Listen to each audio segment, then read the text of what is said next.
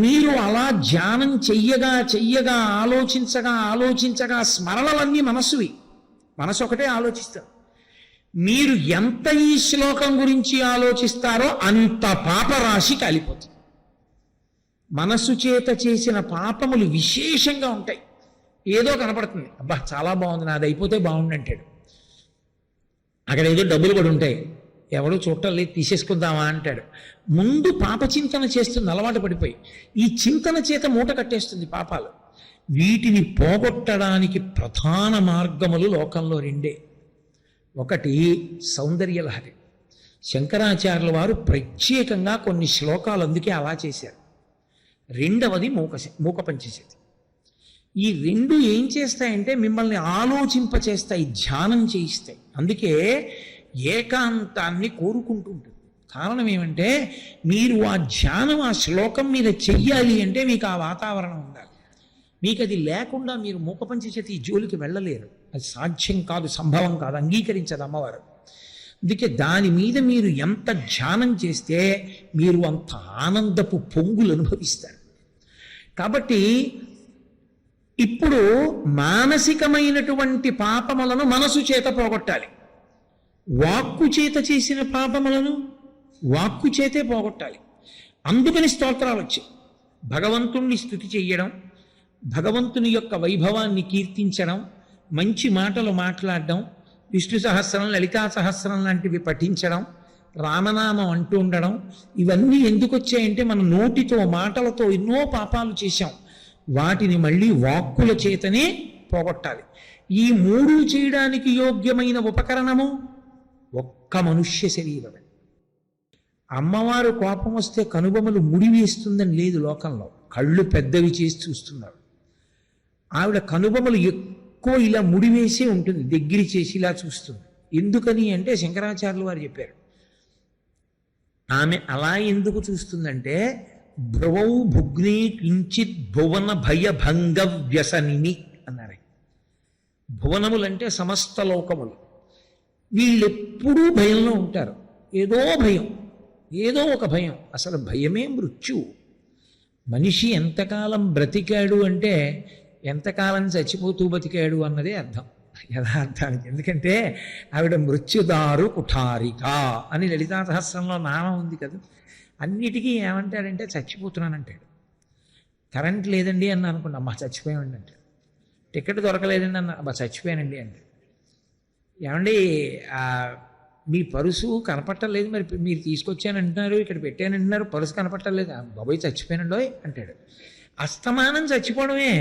నేను బతికున్నానండోయ్ అని అన్నవాడు ఒక్కడో ఉండడు.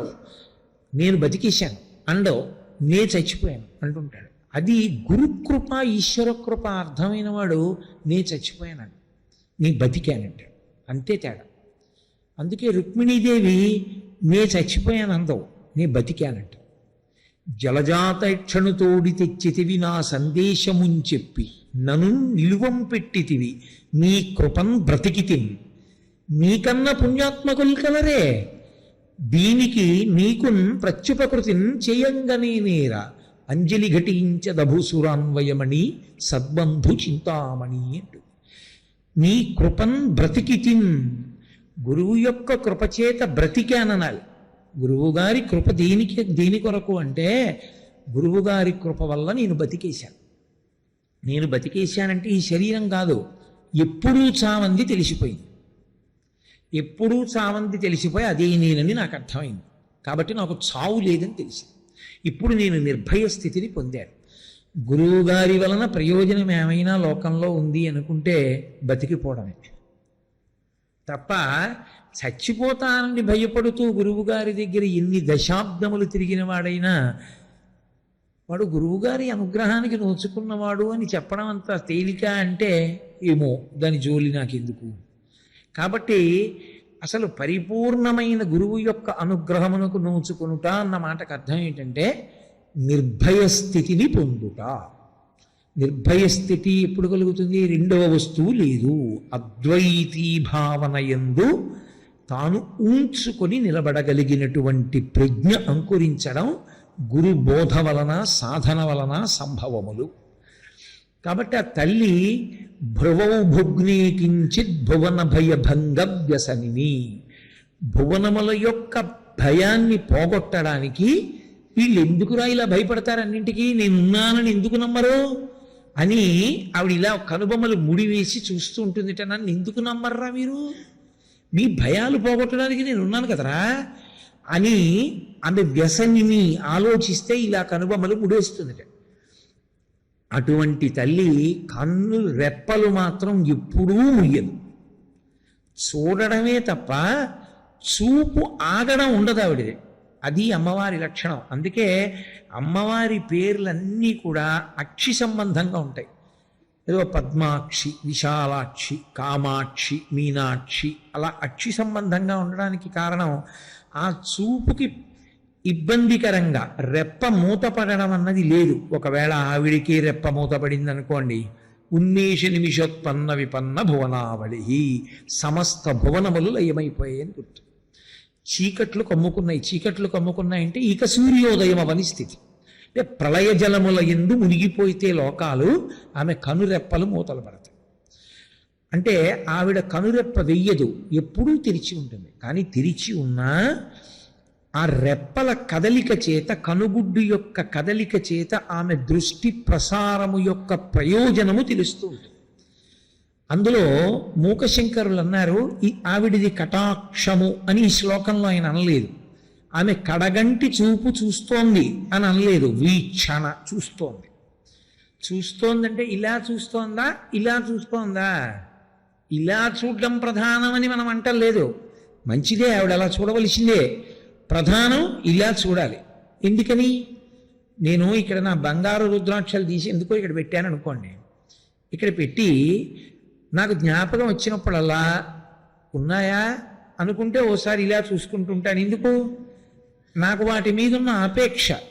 గబుక్కునవి వాళ్ళు వీళ్ళు వచ్చారు కలిపారు, తలగడా కిందకో వెళ్ళిపోతే మర్చిపోయి వెళ్ళిపోను కదా, ఇక్కడే ఉన్నాయా అని ఇలా చూసుకుంటూ ఉంటాను. దేని మీద నాకు విపరీత మమకారమో దాన్ని ఇలా చూసుకుంటూ ఉంటాను. అలా ఎక్కువ ఎవరు చూస్తారు, తల్లి చూస్తుంది. ఎవరిని చూస్తుంది, బిడ్డన్ని చూస్తుంది. ఎందుకు చూస్తుంది, వాడు ప్రమాదమైన వాటిని పట్టుకుంటున్నాడేమో అని చూస్తుంది. వాడు అక్కడ ఆడుకుంటూ ఉంటాడు, ఆవిడ వంట చేసుకుంటూ ఉంటుంది. ఇటు వంట చేస్తూ ఇలా చూస్తూ ఉంటుంది, ఇలా చూస్తుంది. ఎందుకని, వాడు ఏమైనా ముట్టుకోకూడదు ముట్టుకుంటున్నాడా, ఏమి ప్రమాదం తెచ్చుకుంటాడా. అలా చూసింది అంటే పరమ ప్రేమ అని గుర్తు. అమ్మవారి ఇప్పుడు ఇలా చూస్తోందని ఏమిటి అందులో ఆ నమ్మకం. అలా చెప్పలేరుగా మూక శంకరాచార్యులు వారు. ఆయన వీక్షణ అన్నారు, కానీ ఒక పోలిక వేశారు. దానివల్ల అది కటాక్షమని తెలుస్తుంది. దేని చేత, కుంభజన్మ అన్న మాట వాడారు. కుంభజన్మ అంటే కలశము నుండి పుట్టినది అని. కలశము నుండి పుట్టినటువంటివి ప్రపంచంలో ఇద్దరు ఉన్నారు. కలశము, మనం లోకంలో కలశ పెట్టామనుకోండి, కలశకి ఒక లక్షణం ఉంటుంది. మీరు ఏమీ ఆవాహన చేయకుండా కలశ పెట్టినా అందులోకి ఆవాహన అయిపోతుంది. శంకరాచార్యుల వారు శివానంద లహరిలో చెప్తారు ఆ రహస్యం. ఏమిటి ఆవాహన అవుతుంది, పార్వతీ పరమేశ్వర పాద ద్వంద్వము ఆవాహన అవుతుంది. అందుకే చాలా భగవద్భక్తి తత్పరులైన వారు దేవాలయానికి వచ్చారనుకోండి, వాళ్ళు వచ్చే వరకు ఈశ్వరుడు లోపల కూర్చోడు. ఆయనకున్న ప్రేమ అటువంటిది.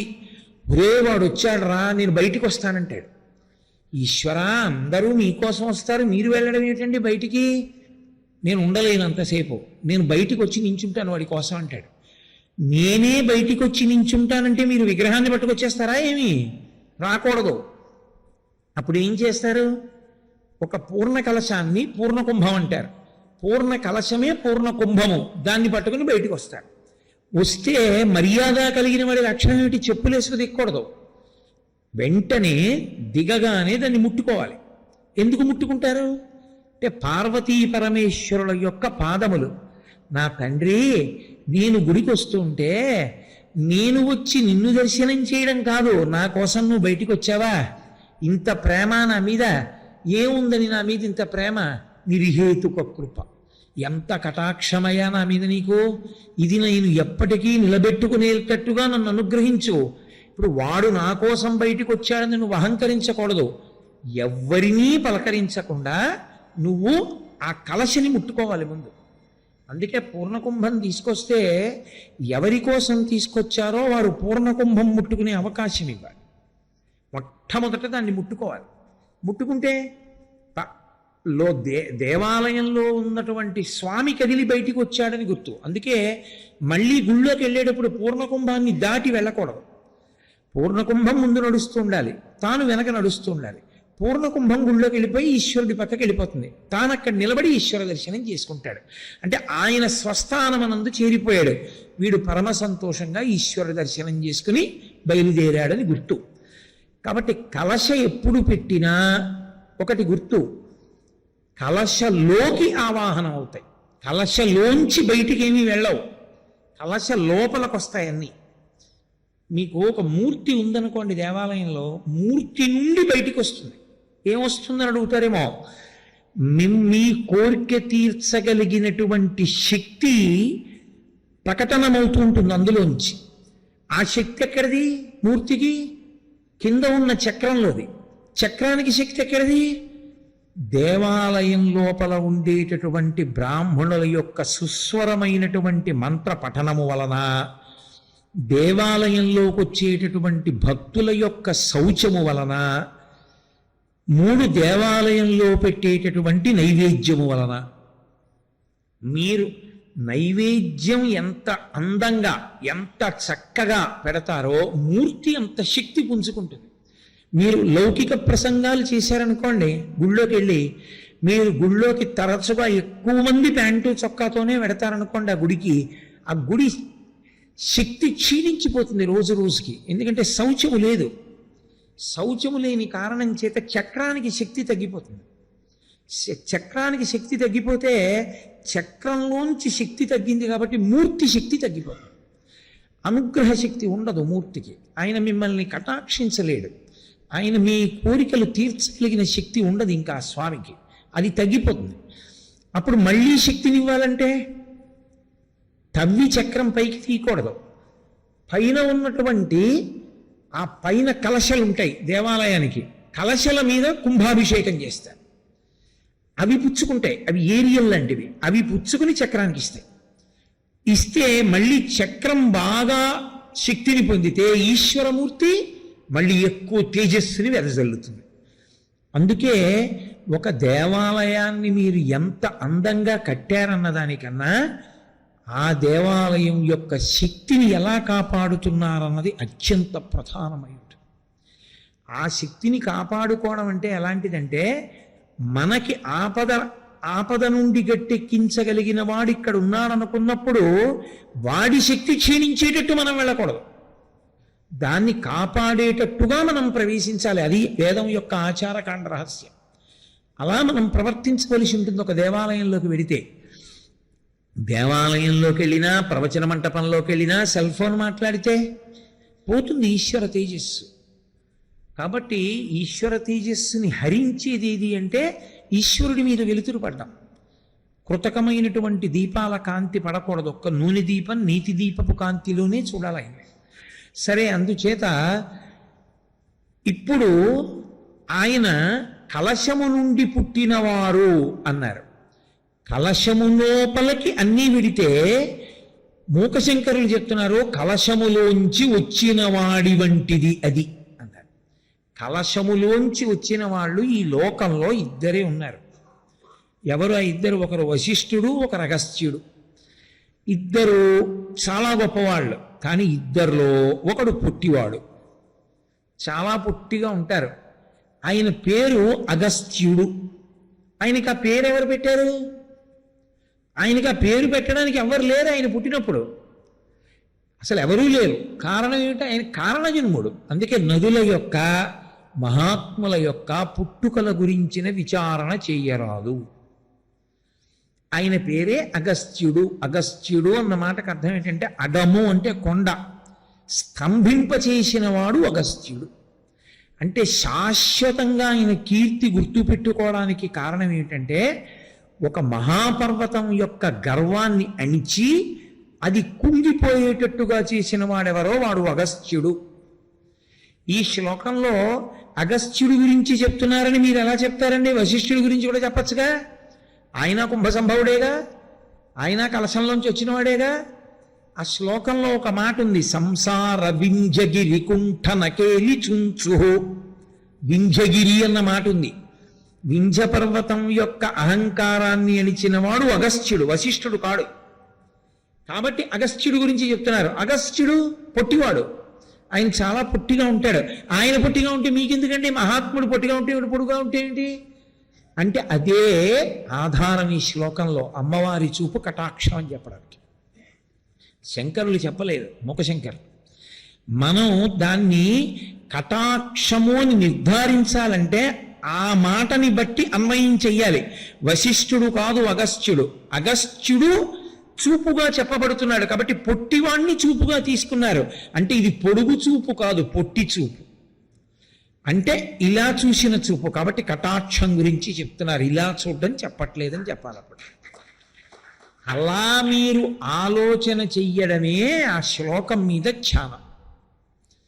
అలా మీరు జవాబుకి రావాలి అంటే మీరు దాన్ని ఎంతో జాగ్రత్తగా పరిశీలించాలి. అంటే మీకు తెలియకుండానే మీరు ఆ శ్లోకం చదివినప్పుడు ఏం చేస్తారంటే, అమ్మవారు ఎలా చూస్తూ ఉంటుంది ఈ శ్లోకంలో అన్నది చదివి బాగా ధ్యానం చేస్తే తళుక్కుని మీకు ఆలోచన తడుతుంది. ఓ సంసార వింజగిరి కుంఠనకేలి చుంచు అగస్త్య అన్నమాట వాడారా శ్లోకంలో?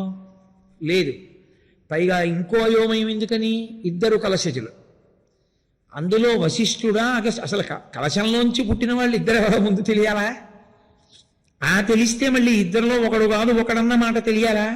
కలశలోకి అన్ని వెళ్ళిపోతే కలశలోంచి వీళ్ళెలా పైకి వచ్చారు? అమ్మవారి చూపు కంటి నుండి పైకి వస్తుంది, కలశ నుండి వాళ్ళు పైకి వచ్చారు. కన్ను ఎప్పుడు తడిగా ఉండాలి, ఆర్ద్ర అంటారు. కన్ను తడిగా ఉండాలి. కన్ను పొడారిపోయింది అనుకోండి ప్రమాదం. అది ఆరోగ్యవంతమైన లక్షణం కాదు. కన్ను పొడారిపోకూడదు, కన్ను తడిగా ఉండాలి. అందున అమ్మవారి కన్ను తడిగా ఉండడం అంటే అర్థం ఏంటో తెలుసా? కన్నీళ్లు పెట్టుకుందని కాదు, ఆ అవసరం అగత్యం ఆవిడికి లేదు. ఆర్ద్ర అన్న మాటకు అర్థం ఏమిటంటే భర్త యందు ప్రేమ చేత ఆర్ద్ర. ఆమె భర్తని కళ్ళల్లో పెట్టుకుంటుంది, మహాకామేశ్వరుని కన్నులలో పెట్టుకు చూసుకుంటుంది కాబట్టి కామాక్షి కాదు. మన్ని కళ్ళల్లో పెట్టుకు చూసుకుంటుంది కాబట్టి ఆ కళ్ళు ఎప్పుడు తడిగా ఉంటాయంటే అంత ప్రేమతో దయార్ద్ర అంటారు.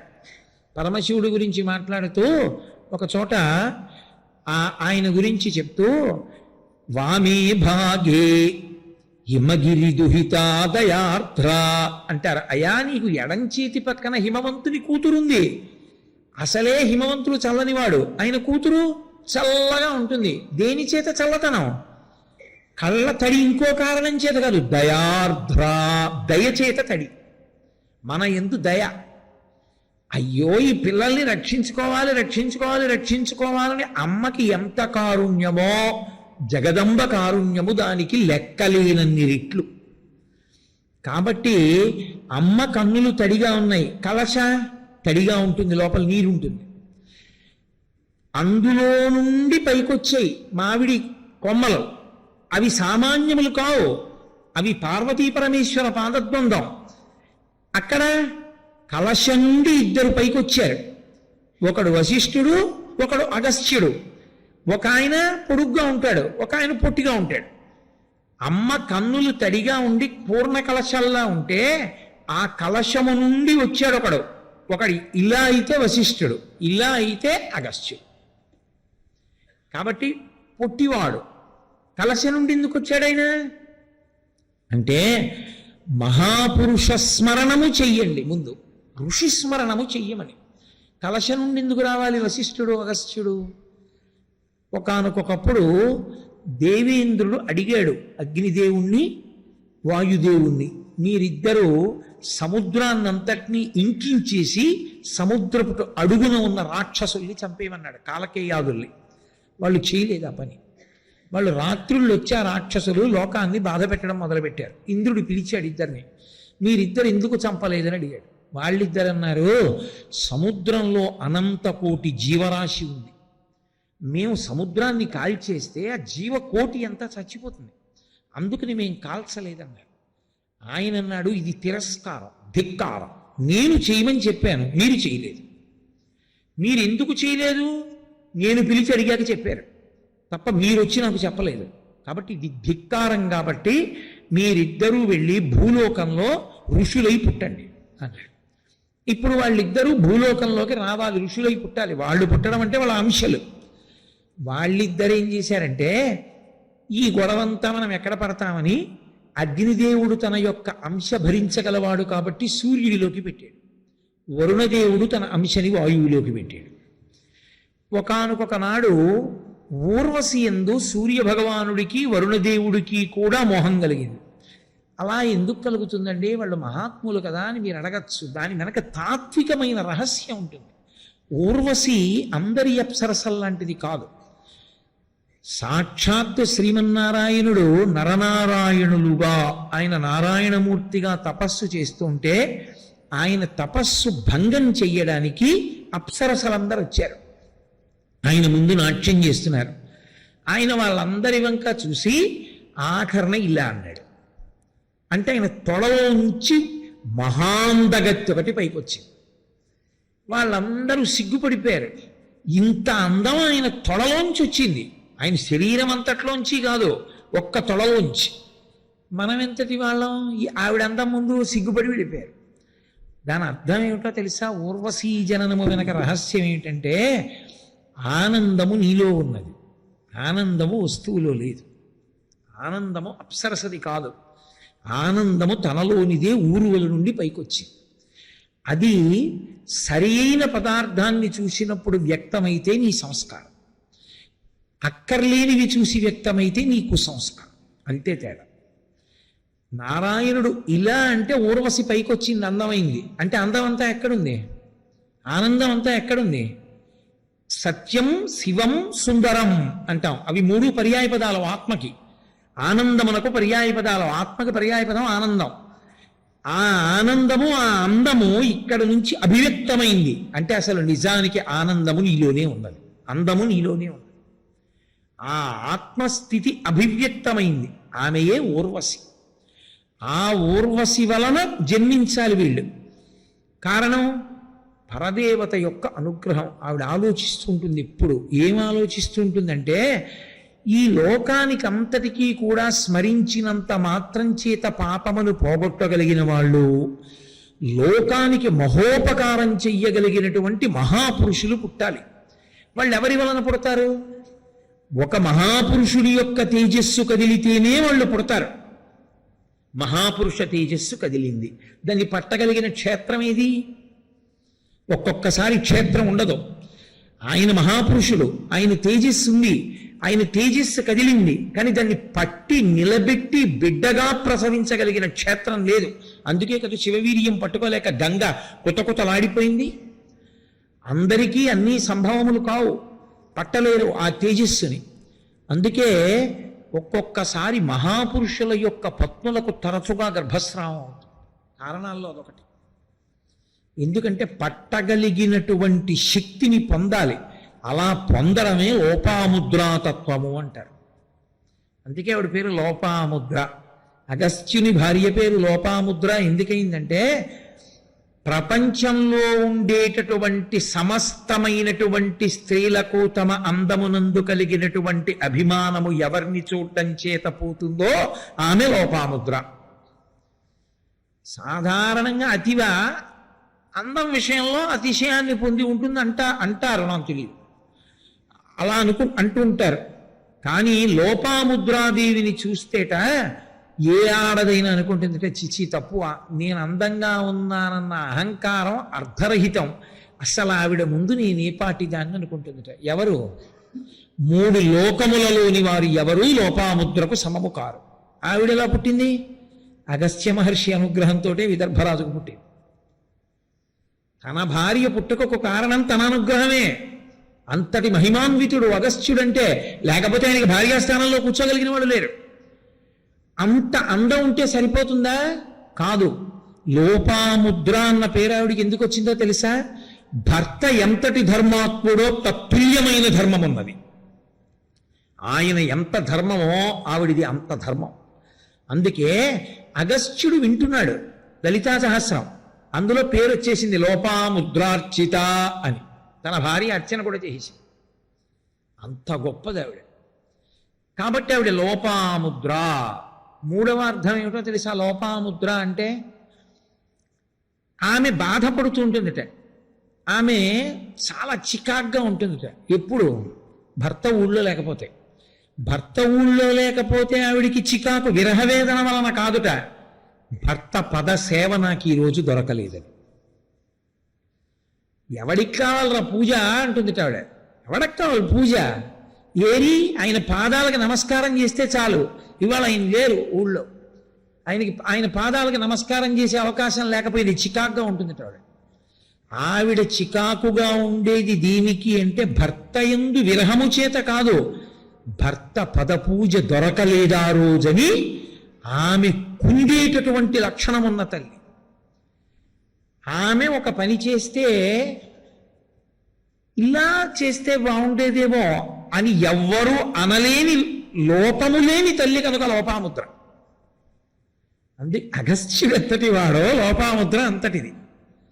అసలు ఆ దంపతులు అటువంటి వాళ్ళు అసలు మీరు లోకంలో చూడలేరు. అసలు అగస్త్యుడేనండి, మహానుభావుడు అగస్త్యుడు అంటే. రామాయణంలో వాల్మీకి మహర్షి అసలు ఎన్ని సర్గలు చెప్పారు. అగస్త్యుని ఆశ్రమం అంటే అలా ఉంటుంది. వెంకటేశ్వరుడు అంతటి వాడు 7 కొండల మీద వెలియడానికి కారణంలో ఒకటి అగస్త్యుడు పక్కన ఉన్నాడని. పెళ్ళవగానే 6 నెలలు ఆయన ఆశ్రమంలోనే ఉన్నాడు, చేతకాక.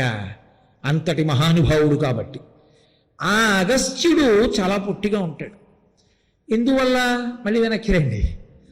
ఈ వాయువు వరుణుడు తమ తమ తేజస్సుల్ని సూర్యునకు, వాయువు అగ్ని సూర్యునకు వరుణునకు ఇచ్చారని చెప్పాను మీకు. ఊర్వశి యందు వ్యామోహాన్ని పొందారు. ఆ ఊర్వశి కారణాంతరముల చేత సూర్యశాపం వల్ల పురూరువునికి భార్యగా వెళ్ళిపోయింది. అది అమ్మవారి శాసనం. మహాత్ముల వలన మహాత్ములు పుట్టాలి, లేకపోతే ఈ లోకాన్ని నడిపించే వాళ్ళు ఉండరు. అందుకని ఆవిడ శాసనమైంది, 2 మహాత్ములు జన్మించాలి. ఒకడు అగస్త్యుడు చేసిన ఉపకారములను చెప్పడం నా వలన అయ్యే పని కాదు, అంతటి మహాత్ముడు అగస్త్యుడు. వశిష్ఠుడు సాధ్యం కాదు. అసలు ఈ లోకానికి వశిష్ఠుడు ఇచ్చిన బహుమానం ఏమిటో తెలుసా? రామనామం. ఆయన రామ అన్న నామం పెట్టుండకపోతే నీకు నాకు ఆ నామం దొరకదు. రామనామాన్ని ఇచ్చినటువంటి వాడు వశిష్ఠుడు. అసలు మనం ఉన్నామంటే కారణం మన పాపపుణ్యములను క్షయించేసుకోవడానికి, మనం శరీరాలు తీసుకుని భగవంతుడి గురించి తెలుసుకోవడానికి అవకాశం ఇచ్చిన వాడు అగస్త్యుడు. ఎందుకని? ఈ లోకములన్నీ ఆగిపోయాయి ఒకప్పుడు. వింధ్యపర్వతం పెరిగిపోతే సూర్యగమనం ఆగిపోయింది. అప్పుడు మళ్ళీ వింధ్యపర్వతాన్ని వంచిన వాడు అగస్త్యుడు. వీళ్ళిద్దరూ లేకపోతే లోకాలు లేవు, ఎవ్వరు లేరు. అసలు పునర్జన్మలు ఎన్ని లిట్లు పెరుగుతాయో నామంతో తీసేశాడు వశిష్ఠుడు. ఇంతటి మహిమాన్వితులు పుట్టాలి. ఇంతటి మహిమాన్వితులు పుట్టాలంటే ఎంతటి మహిమాన్వితుల తేజస్సు కదలాలి. అందుకుని ఇంద్రుడి నోటిని ఆవహించి శపింపచేసింది ఆవిడ. మూకశంకరులే అంటారు ఒక చోట, అసలు అమ్మవారి అనుగ్రహం ఎక్కడుంటుందో అక్కడే వాగ్దేవి కటాక్షం. అమ్మవారి అనుగ్రహం లేనివాడు మాట్లాడలేడు.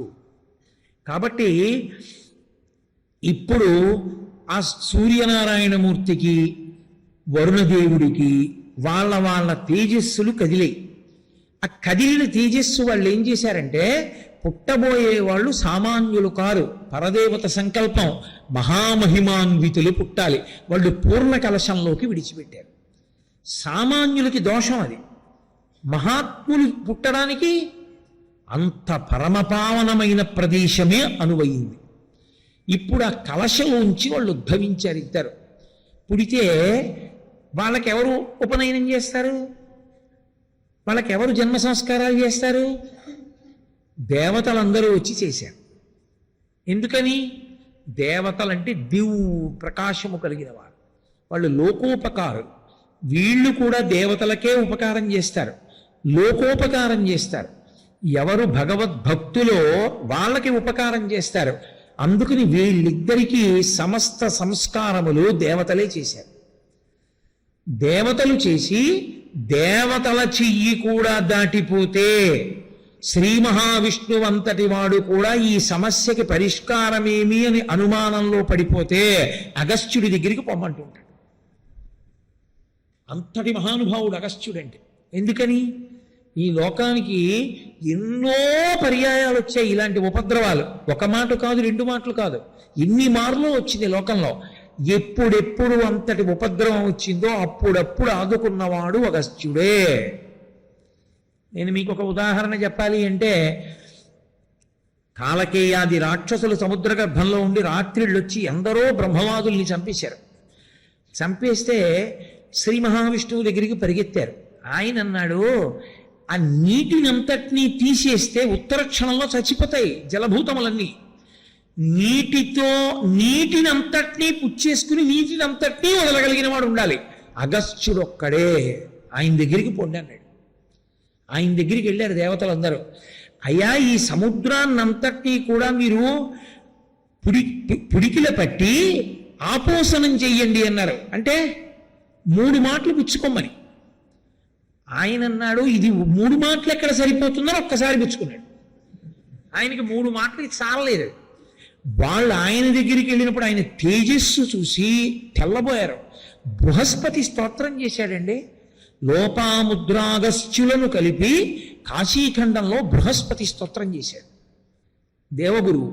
అంటే అగస్త్య ప్రభావం ఎటువంటిదో, లోపాముద్రా ప్రభావం అంటే ఎటువంటిదో మీరు చూడండి. అటువంటి మహానుభావుడు, మీరు దీన్ని తాగేసేయండి, మళ్ళీ వదిలేయాలి సుమా అనలేదు వాళ్ళు. మర్చిపోయారు ఆయన్ని చూడగానే. ఆయన ఇలా తీసి ఒక్క మాట ఆయనకున్న మంత్రశక్తితో పట్టేడు వెళ్ళిపోయింది లోపలికి సముద్రం అంతా. వీళ్ళు వెళ్ళి ఆ రాక్షసులందరినీ ఏదో సంహారం చేసేశారు. మళ్ళీ వచ్చి నీళ్ళు వదిలేయండి అన్నారు. ఆయన అన్నాడు, ఈ మాట మీరు నాకు ముందు చెప్పలేదు కాబట్టి అవి జీర్ణం అయిపోయి లేవు. అయ్యో బాబోయ్, మరి ప్రాణులు ఎలా ఉంటాయి? ఇంత పెద్ద గొయ్యే సముద్రం, కొన్ని ఉన్న నీళ్లు వదిలిపెట్టండి అన్నారు. జీర్ణం అయిపోగా మిగిలిన నీళ్లు నా మూత్రావయవంలోంచి వదిలిపెడతాను అని ఆయన మూత్ర విసర్జన చేశాడు. అదే సముద్రం, అందుకే ఉప్పగా ఉంటుంది. అందుకే దానిలో నిత్య స్నానం లేదు, పర్వస్నానం ఒకటే ఉంది. అది అగస్త్య మహర్షి యొక్క కడుపులో మిగిలిపోయిన నీరది.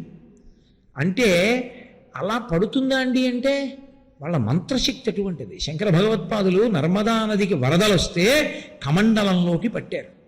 అది శక్తి. ఈ దేశంలో గొప్పతనం అంతా ఎక్కడుందంటే మంత్రానుష్ఠానము చేత, ఈశ్వరోపాసనం చేత వచ్చినటువంటి బలం. సాధారణ బలం ఏముంటుందండి? ఇవాళ ఉన్నది రేపు ఉండదు. పరమేశ్వరోపాసన వలన పొందిన బలమే బలము. కాబట్టి అటువంటి వాడు అగస్త్యుడు. ఆయన సామాన్యుడు కాడు. వాతాపి ఇల్వలుడు అని ఇద్దరు అన్నదమ్ములు. ఆ ఇల్వలుడు ఒకసారి ఓ బ్రాహ్మణుడిని పిలిచి, మాకేమైనా మంత్రం ఇవ్వయా, సమస్త సుఖములను పొందగలిగిన మంత్రం ఇయ్యి అన్నాడు. ఆయన అన్నాడు, మీరు రాక్షసులు, మీకు సుఖాలంటే లోకాలకి దుఃఖాలు నేను ఇవ్వనన్నాడు. మీ పని ఇలా ఉందా అనుకుని, ఆ యుగంలో లక్షణం ఏమిటంటే తద్దినం పెడితే బ్రాహ్మణుల్ని పిలిచి మాంసం పెట్టారు. అప్పుడు బ్రాహ్మణులు తినాలి. వద్దంటేనే ఊరుకోవట్లేదని కలియుగంలో తీసేశారు. దానికి బదులు మినుము తినమన్నారు. అందుకని గారెలు. కాబట్టి ఆ రోజుల్లో మాంసం పెట్టాలి పితృకార్యంలో. ఆయన ఏం చేశాడంటే, ఏ బ్రాహ్మణుడు మంత్రం ఇవ్వనన్నాడో ఆయన దగ్గరికి వెళ్ళి, మా నాన్నగారి పితృకార్యం, మీరు రండి భోజనానికి భోక్తగా అన్నాడు. పాప వేరే బ్రాహ్మణుడు వచ్చాడు. వాడు ఆ ఇల్వలుడు తమ్ముడైన వాతాపిని పట్టుకుని మేక రూపంలోకి మార్చి చంపి వండి మాంసాన్ని పెట్టాడు. ఆ బ్రాహ్మణుడు తినేశాడు. ఆ ఇద్దరికీ కొన్ని శక్తులు ఉన్నాయి. తినేసినటువంటి బ్రాహ్మణుడు తినేశాడు మాంసాన్ని, మేక మాంసం. ఈ ఇల్వలుడు అన్నాడు, వాతాపిరా అన్నాడు. అనగానే వాడు పొట్ట చీల్చుకుని పైకి వచ్చాడు. బ్రాహ్మణుడు చచ్చిపోయాడు. వాళ్ళు కక్ష తీర్చుకోవడానికి చేశారు ముందు. తర్వాత ఏం చేశారంటే, ఇదేదో బాగుందిరో, బ్రాహ్మణుల మాంసం తినడానికి ఇదో మంచి అస్త్రం అని రోజు వెళ్ళి బ్రాహ్మణులు తీసుకొస్తుండేవారు. తీసుకొచ్చి కూర్చోపెట్టి మాంసం పెట్టి, మా నాన్నగారి తద్దినం అనడం, మాంసం పెట్టడం, వాతాపి బయటికి రా అనడం, ఆ బ్రాహ్మణుని ఇద్దరు తినేస్తున్నాడు. ఒక రోజున వాళ్ళకి అగస్త్యుడు కనపడ్డాడు. ఆయన్ని తీసుకొచ్చారు. ఆయన త్రికాలవేది. ఆయన కనిపెట్టాడు. శుభ్రంగా తినేశాడు వాతాపి మాంసం. తినేసి జీర్ణం జీర్ణం వాతాపి జీర్ణం అన్నాడు ఆయన. వీడన్నాడు ఇల్వలుడు వాతాపి రా అన్నాడు. అగస్త్యుడు అన్నాడు ఇంకేం వస్తాడు, వాడు జీర్ణం అయిపోయాడు. అప్పుడు కాళ్ళ మీద పడి డబ్బిచ్చాడు. పాడియావులు, డబ్బు, ధనరాశులు, సన్నచీరలు ఇస్తే అవి పట్టుకెళ్ళి లోపాముద్రకిచ్చి రమిస్తే పుట్టాడు కొడుకు. అది అగస్త్య మహర్షి యొక్క శక్తి అంటే. ఆయనే రావణ సంహారంలో ఆదిత్య హృదయం ఇచ్చాడు రామచంద్రమూర్తికి. ఆ ఆదిత్య హృదయమే ఇప్పటికీ మనందరికీ కూడా శ్రీరామ రక్షగా నిలబడింది సూర్యానుగ్రహాన్ని పొందడానికి. అటువంటి మహానుభావుడు అగస్త్యుడి గురించి నేను ఎంత చెప్తే పూర్తవుతుంది, అది అయ్యేది కాదు. అది అంతటి మహాపురుషుడు అగస్త్యుడు. ఆయన ఎన్నోసార్లు ఈ లోకాన్ని ఆదుకున్నాడు. ఒకసారి ఈ బ్రహ్మాండములన్నీ కూడా ఆగిపోయాయి. ప్రత్యేకించి భూగోళం మీద ఏమి దేవతా కార్యము జరగకుండా స్తంభీభూతమైంది. కారణం, వింధ్య పర్వతానికి 2 పుట్టాయి. ఒకటి అసూయ, 2 గర్వం. ఎందుకని? మేరు పర్వతం బంగారు పర్వతం, బంగారు పర్వతం బాగా ఎత్తుగా ఉందంటారు. నేనేం తక్కువదాన్నే, నేను చాలా ఎత్తుగా ఉంటాను. ఆ మేరు పర్వతం చుట్టూ సూర్యుడు తిరుగుతాడు. సూర్యుడు తిరుగుతాడు కాబట్టి నవగ్రహాలు తిరుగుతూ ఉంటాయి. అందుకే సత్యనారాయణ వ్రతం చేసినప్పుడు గ్రహాలను పిలుస్తారు ఆగచ్చ ఆగచ్చ అంటే. పిలిచినప్పుడు 7 గ్రహాలు ప్రదక్షిణంగా వస్తాయి. రాహుకేతువులు అప్రదక్షిణంగా వస్తారు. మేరుకి అప్రదక్షిణంగా తిరుగుతారు. అందుకే శ్రీకాళహస్తి క్షేత్రం ఇప్పటికీ అప్రదక్షిణ క్షేత్రం. శివాలయంలోకి వెళ్ళేటప్పుడు కుడి చేతి వైపుగా వెళ్ళాం, ఎడం చేతి వైపుగా వెడతాం. రాహుకేతు క్షేత్రం కాబట్టి అది. అటువంటి అప్రదక్షిణంగా ప్రదక్షిణంగా వచ్చే గ్రహాలన్నీ మేరువు చుట్టూ తిరుగుతాయి. అది ఆయనకి గొప్పతనం. గ్రహాలన్నీ నా చుట్టూ తిరుగుతాయి. వింధ్య పర్వతానికి కోపం వచ్చింది, అసూయ పుట్టింది. సూర్యుడు దాని చుట్టూ తిరగడమే, నా చుట్టూ తిరగకూడదా? పెరిగిపోయి భూమికి ఆకాశానికి అడ్డంగా నించున్నాడు. సూర్య గమనం ఆగిపోయాడు. అంటే సూర్యుడు కదలడానికి వీలు లేని రీతిలో, గ్రహములు కదలడానికి వీలు లేని రీతిలో పెరిగాడు. ఆ గర్వం తన బలంలోంచి వచ్చింది. ఇప్పుడు ఆయన యొక్క శిఖరములను నరికేయగలిగిన శక్తి, ఆయనతో తలపడగలిగిన శక్తి దేవతలకి కూడా లేదు. సృష్టి అంతా ఆగిపోయింది. సూర్యుడు తిరగకపోతే, చంద్రుడు తిరగకపోతే నీకు కాలం ఎలా తిరుగుతుంది? కాలచక్రం తిరగకపోతే నిత్య నైమిత్తిక విధులు ఎలా నడుస్తాయి? సంధ్యావందనాదులు ఎలా చేస్తారు? తిథి ఎలా చెప్తారు మీరు? ఆయు ప్రమాణం ఎలా తెలుస్తుంది? కాలం యొక్క గణనం ఎలా తెలుస్తుంది? ఆగిపోయాయన్నీ. ఆగిపోతే అప్పుడు అగస్త్యుడి దగ్గరికి పోమన్నాడు. అప్పుడు ఆయన కాశీఖండంలో వర్ణిస్తారు. కాశీపట్టణంలో ఆశ్రమంలో కూర్చున్నాడు. అక్కడికి వెళ్ళారు అందరూ. వెళితే లోపాముద్రాగస్త్యులు దర్శనమిచ్చాడు. అప్పుడు స్తోత్రం చేశాడు బృహస్పతి. స్తోత్రం చేసి, అయా వింధ్య పర్వతానికి అహంకారం వచ్చింది, ఒక్క నువ్వే చెయ్యగలవు, నువ్వు వెళ్ళి వింధ్య పర్వతం యొక్క గర్వాన్ని అణిచేసేయమన్నాడు. అంటే అగస్త్యుడు లోపాముద్రతో కలిసి బయలుదేరాడు. మహాత్యాగం చేశాడు. కాశీపట్టణాన్ని విడిచిపెట్టడం ఆయనకి సుతారము ఇష్టం లేదు. ఆయన ఒక చమత్కారమైన మాట అంటాడు స్కాంద పురాణంలో. ఆయన ఒక మాట అన్నాడు, మిగిలిన క్షేత్రములన్నీ ఏం చేస్తాయంటే కాశీపట్టణానికి వెళ్ళే అర్హత కల్పిస్తాయన్నాడు ఆయన.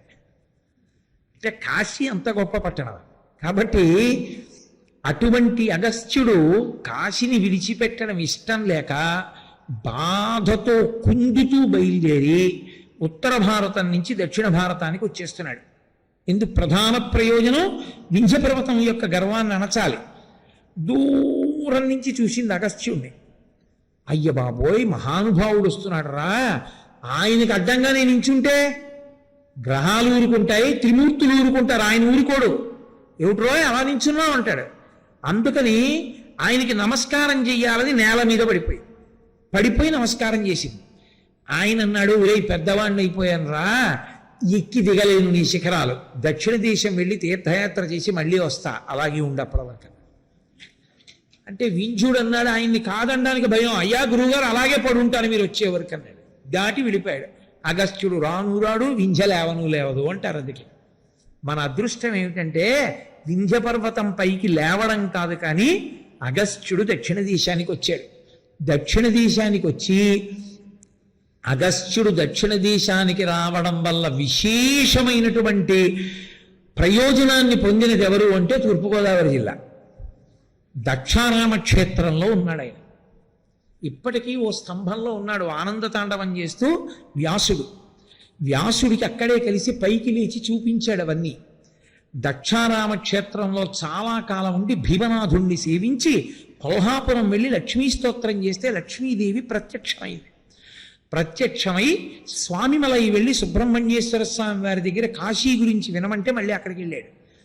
ఆయనే ఒకానొకప్పుడు ఒక ప్రత్యేక కారణానికి, ఇప్పుడు నేను అవన్నీ ఎక్కడ చెప్పగలను కానీ, ఒక స్త్రీని రెండవ భార్యగా స్వీకరించి నదీ స్వరూపాన్ని కమండలంలో పెట్టుకున్నాడు. దక్షిణ దేశానికి నీళ్లు లేవు అప్పుడు. ఆయన కమండలంలో ఉంది నది. ఆయన పక్కన పెట్టుకుని అనుష్ఠానం చేస్తుంటే విఘ్నేశ్వరుడు కాకి రూపంలో వచ్చి తన్నాడు. ఆ కమండలంలో నీళ్లు వెలికితేనే కావేరీ నది వచ్చింది. అందుకే తమిళ దేశం వాళ్ళందరూ కూడా అగస్త్యుణ్ణి అంత ఆరాధన చేస్తారు. మాకు భాషా వ్యాకరణాలు ఆయనే ఇచ్చాడంటారు వాడు. అంతటి మహితాత్ముడు అగస్త్యుడు. కాబట్టి ఆయన పేరే అగస్త్యుడు. అగస్త్యుడు అంటే అగము అంటే పర్వతమును స్తంభీభూతము చేసినవాడు, నేలపడేటట్టు చేసినవాడు, పుట్టివాడు. కానీ ఆయన విజృంభించాడా? సముద్రాలు తాగేస్తాడు, పర్వతాలు తొక్కేస్తాడు. పుట్టివాడు కదా అని ఆయనే అనుకోకుండా ఆయన విజృంభించగలడు వామనమూర్తిలా. అలాంటి లక్షణం ఉన్నవాడు. కాబట్టి ఇప్పుడు మూకశంకరులు అంటున్నారు, ఇలా చూసిన చూపు కన్నా ఇలా చూసిన పొట్టి చూపు ఉందే అమ్మాది అగస్త్యుడు లాంటిది నీ చూపు అన్నాడు. ఇది పొట్టిగా ఉంటుంది. ఇలా చూడలేదు, ఇలా చూసిందని తక్కువ అనుకోకండి. ఇలా చూసిందో అది అగస్త్యుడు. అగస్త్యుడు ఎన్ని చెయ్యగలడో అమ్మవారు అన్ని చెయ్యగలదా చూపుతో. అది మూకశంకరుల పోలిక. ఆయన అంటున్నారు, మహాత్మ్యసేవధిరసౌ తవ దుర్విలంఘ్య సంసార వింధ్యగిరి కుంఠన కేలి చూంచో. అది ఎంత సమర్థం అంటే అగస్త్యుడైతే వింధ్య పర్వతాన్ని కిందకి దింపేస్తాడు. అమ్మవారి కడగంటి చూపు ఎవరి మీద పడిందో వాళ్ళు సంసారం అనేటటువంటి వింధ్య పర్వతాన్ని దాటేస్తారు. వింధ్య పర్వతం ఎలా అహంకారంతో పెరిగిపోయిందో మనం కూడా సంసారమును పెంచుకుంటూ ఉంటాం. సంసారం అన్న మాటకు అర్థం ఏంటో తెలుసా అండి? భార్యా బిడ్డలు అని కాదు, జనన మరణ చక్రమునకు సంసారం అని పేరు. జనన మరణ చక్రం ఎందుకు ఏర్పడుతుందంటే పరమేశ్వరుడు ఒక గొప్ప అవకాశం ఇస్తాడు. అదే మనుష్య జన్మ. మనుష్య జన్మ ఎందుకు గొప్పదవుతుందంటే సమస్త పాపములు 3 రకాలుగానే జరుగుతాయి. ఒకటి శరీరము చేత చేసిన పాపములు, 2 మనసు చేత చేసిన పాపములు, 3 వాక్కు చేత చేసిన పాపములు. ఈ 3 పాపములను పోగొట్టుకోవడానికి కావలసిన సాధన సంపత్తి ఒక్క మనుష్య జన్మకే ఉంది. ఎందుకని? మీరు ఇదే శరీరంతో ఈశ్వరుడి పల్లకి పట్టుకోగలరు. ఇక ఎవరినైనా పట్టుకోమనండి. ఓ కుక్కొచ్చి పట్టుకుంటానంటే ఒప్పుకోరు, ఓ నక్కొచ్చి పట్టుకుంటానంటే ఒప్పుకోరు. ఒక్క మనుష్యుడే పట్టుకోగలడు. ఈ శరీరంతో మీరు దేవాలయాన్ని తుడవగలరు. ఈ శరీరంతో మీరు భగవత్ సంబంధమైన విషయాన్ని వినగలరు. ఈ శరీరంతో మీరు ఈశ్వరుడి పాదముల మీద పుష్పాలని సమర్పించగలరు. ఈ శరీరంతో మీరు దేవాలయానికి ప్రదక్షిణం చెయ్యగలరు. ఈ మనస్సుతోటే మీరు భగవత్ చింతన చెయ్యగలరు. అందుకిస్తారు ఈ శ్లోకాలు. మూకశంకరుల శ్లోకాలంత శక్తివంతం ఎందుకయ్యాయంటే మనసు చేత చేసినటువంటి పాపరాశి శరీరముతో చేసిన పాపరాశి కన్నా 1,000,000 రెట్లు ఎక్కువ ఉంటుంది. అది కాలిపోవడానికి కారణం మూకపంచశతీ ఆ శ్రవణం. నేను శ్లోకం చెప్పి దాంట్లో ఉన్న పేర్లు లేవు ఇలా ఇలా అన్నాను అనుకోండి, మీరు ఆలోచిస్తారు అదేమిటని. మీరు ఆలోచించడమే మీరు మనసుతో దానిలో ఉన్నటువంటి విషయాన్ని పట్టుకునే ప్రయత్నం చేయడం. ఆ ప్రయత్నంలో మీరు మనసుతో చేసిన పాపరాశి దగ్ధమవుతుంది. మానసిక పూజ, మనసు చేత మీరు పూజ చేద్దామని కూర్చున్నారనుకోండి, మళ్ళీ జారిపోతుంది మనసు. అదే మీకు ఉదాహరణకి నేను ఈ శ్లోకం ఇచ్చి ఇందులో అగస్త్యుడి గురించా వశిష్ఠుడి గురించా అని అనకుండా కలశుజులైనటువంటి ఋషులు 2 ఉన్నారు, ఆ 2 ఋషులలో ఏ ఋషి గురించి అన్నాను అనుకోండి, మీరు ఎంత ప్రయత్నం చేయాలో నాకు చెప్పండి. నేను మీకు చెప్పేస్తున్నాను కాబట్టి మీరు పట్టుకుంటున్నారు, మంచిదే, నేను గొప్పవాడిని అంటలేదు. నేను ఇదే శ్లోకాన్ని మీకు ఇచ్చి పరిశీలించండి అన్నాను అనుకోండి, ఎన్నాళ్ళు పడుతుంది దాన్ని పట్టుకోవడానికి? మీరు మొత్తం ఋషుల యొక్క చరిత్రలన్నీ చదవాలి. ఇందులో కుంభజన్మ అంటున్నారు కాబట్టి కలశలోంచి వచ్చిన వాళ్ళు ఎందరో ముందు తీసుకోవాలి. అందులో మళ్ళీ అమ్మవారి చూపుని చెప్తున్నారు కాబట్టి కుంభజన్మ అన్న దాంతో చెప్తున్నారు కాబట్టి ఇది కటాక్ష శతకము కనుక సంసార వింజగిరి కుంఠ నకేలి చుంచు. వింజ పర్వతాన్ని అణిచిన వాడెవరు? ఇద్దరిలో అగస్త్యుడు. అగస్త్యుడు పొట్టిగా ఉంటాడు కాబట్టి పొట్టి చూపు చెప్తున్నారు అని మీరు అన్వయం చేసుకోవడానికి మీరు ఎన్ని గ్రంథాలు పరిశీలిస్తే మీరు అన్వయం చేస్తారు? మీరు ఆ అన్వయం చేయడం మానసికంగా మీరు ఎంత తవ్వుకుంటూ వెళ్ళిపోవాలి లోపలికి. మీరు దాన్ని పట్టుకోవాలని అది ఆ శ్లోకం చదివి దాన్ని దృష్టిలో పెట్టుకుని ఎప్పుడు ఎక్కడ ప్రస్తావన వచ్చినా ఇది దొరుకుతుందా అని మీరు వెతుకుతున్నారు అనుకోండి, మీరు అలా ధ్యానం చెయ్యగా ఆలోచించగా స్మరణలన్నీ మనసు ఒకటే ఆలోచిస్తారు. మీరు ఎంత ఈ శ్లోకం గురించి ఆలోచిస్తారో అంత పాపరాశి కాలిపోతుంది. మనసు చేత చేసిన పాపములు విశేషంగా ఉంటాయి. ఏదో కనపడుతుంది, అబ్బా చాలా బాగుంది, నాది అయిపోతే బాగుండు అంటాడు. అక్కడ ఏదో డబ్బులు కూడా ఉంటాయి, ఎవడో చూడటం లేదు, తీసేసుకుందామా అంటాడు. ముందు పాప చింతన చేస్తుంది అలవాటు పడిపోయి. ఈ చింతన చేత మూట కట్టేస్తుంది పాపాలు. వీటిని పోగొట్టడానికి ప్రధాన మార్గములు లోకంలో రెండే. ఒకటి సౌందర్యలహరి. శంకరాచార్యుల వారు ప్రత్యేకంగా కొన్ని శ్లోకాలు అందుకే అలా చేశారు. రెండవది మూక పంచశతి. ఈ రెండు ఏం చేస్తాయంటే మిమ్మల్ని ఆలోచింపచేస్తాయి, ధ్యానం చేయిస్తాయి. అందుకే ఏకాంతాన్ని కోరుకుంటూ ఉంటుంది. కారణం ఏమంటే మీరు ఆ ధ్యానం ఆ శ్లోకం మీద చెయ్యాలి అంటే మీకు ఆ వాతావరణం ఉండాలి. మీకు అది లేకుండా మీరు మూక పంచశతి జోలికి వెళ్ళలేరు. అది సాధ్యం కాదు, సంభవం కాదు, అంగీకరించదు అమ్మవారు. అందుకే దాని మీద మీరు ఎంత ధ్యానం చేస్తే మీరు అంత ఆనందపు పొంగులు అనుభవిస్తారు. కాబట్టి ఇప్పుడు మానసికమైనటువంటి పాపములను మనసు చేత పోగొట్టాలి.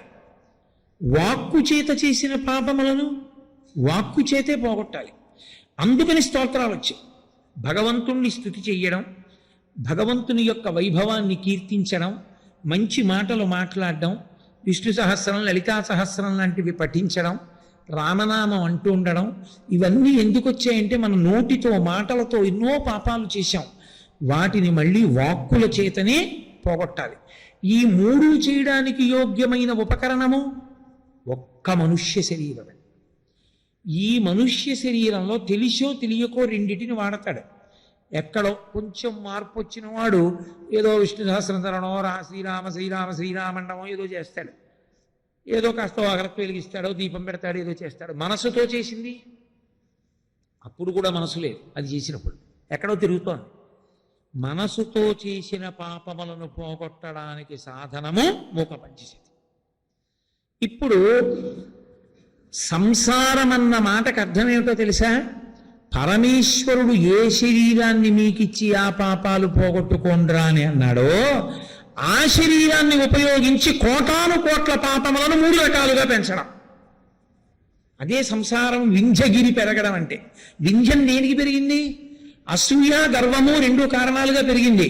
ఈ 2 కారణాలకే సంసారం పెరుగుతుంది. అంటే నా అంత వాణ్ణి నేనండి, ఏంటి వాడు మాట్లాడేది? నింద చేస్తాడు వాక్కు చేత, ఇలా చూపిస్తాడు. కాయికంగా పాపం చేశాడు, ఇలా చూపించి. నోటితో పాపం చేశాడు, వాడెంత వాడు అహంకారంతో మాట్లాడాడు. తప్పుండి పరిశీలన చేస్తే వేరు. మనసు చేత పాపం చేశాడు, అవతల వాడి పతనాన్ని కోరి. ఈ 2 ఎక్కడున్నాయో అక్కడ అనవసరంగా పెరిగిపోవడం ప్రారంభమవుతుంది. ఆ పెరిగిపోవడం ఏమిటి? పునర్జన్మల్ని పెంచుకోవడం, పునర్జన్మల్ని తగ్గించుకోవడానికి ఇది సాధనం. వీడేం చేశాడు? పెంచుకుంటున్నాడు. మీరు ఆ దోషాన్ని పట్టుకున్నారో లేదో నాకు అర్థం కావట్లేదు. నేను మీకు అర్థమయ్యేట్టు చెప్పగలిగానో లేదో. దీని చేతనే పునర్జన్మల్ని తగ్గించుకోవాలి, దీని చేతనే ఉత్తమమైనటువంటి శరీరములోకి ప్రవేశించాలి. కానీ ఉత్తమమైన శరీరంలోకి పెంచడానికి కావలసినటువంటి ప్రజ్ఞని సంతరించుకోవట్లేదు, ఉత్తమమైనటువంటి జన్మలోకి ప్రవేశించడానికి కావలసినటువంటి కర్మ చెయ్యట్లేదు. మళ్ళీ ఈ మనసు చేత, వాక్కు చేత, కాయము చేత అపారమైనటువంటి అనుభవించవలసిన పాపాన్ని మూట కట్టేస్తున్నాడు. ఎందుచేత? ఒక్కటే, మీరు చాలా జాగ్రత్తగా పట్టుకోవలసిన విషయాన్ని మనవి చేస్తున్నాను మీకు నేను. భోగానురక్తి కారణం ఎక్కడుందో తెలుసా అండి? వింధ్య పర్వతానికి ఎలా ఉందో అసూయతో నేను గొప్పదాన్ని అవ్వాలని, అలా ఈ మూడిటిని భోగం కోసమే పాపం చేస్తాడు.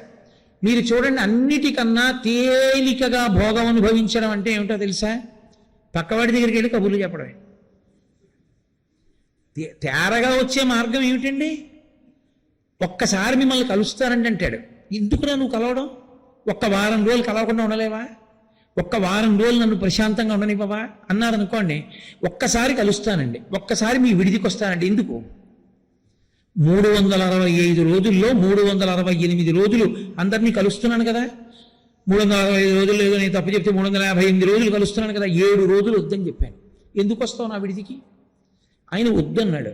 ఏదో కారణం ఉంది పాపం, ఆయన ఏదో ఏకాంతంగా ఉండాలనుకుంటున్నాడు ఒక వారం, నేను రాను అని. ఎందుకు ఉండవు? కారణం ఏమిటో తెలుసా? తగిన ప్రయోజనం లేకుండా అవతల వారితో మాట్లాడడం సరదా. మనిషికున్న పెద్ద ఇబ్బంది ఎక్కడొస్తుందంటే, ఏమీ తోచకపోతే కానీ ఖర్చు లేకుండా భోగం అనుభవించడానికి మార్గం ఏంటంటే కబుర్లు చెప్పడమే. కబుర్లు చెప్పేటప్పుడు ఏమవుతుంది? అవతల వాడికి వినడానికి సరదా ఉండాలి. వాడికి రాగము ద్వేషము ఉంటాయి. వాడికి ఏది రాగమో దాన్ని పొగడాలి, వాడికి ఏది ద్వేషమో దాన్ని తిట్టాలి. వాడికి రాగము రాక్షసుని ఎందైతే వాడికి రాక్షసుని పొగడాలి, వాడికి ద్వేషము భగవంతుని ఎందైతే నువ్వు భగవన్ నింద చెయ్యాలి. అవతలవాడు మహాత్ముడని నీకు తెలుసు, మనం ఎందుకు ఆయన జోలని మనకి తెలుసు. వాడు తిడతాడు, నువ్వు వినాలి. నువ్వు తిట్టకపోతే వాడు వినడు, నువ్వు తిట్టాలి. ఇప్పుడు ఏమైంది?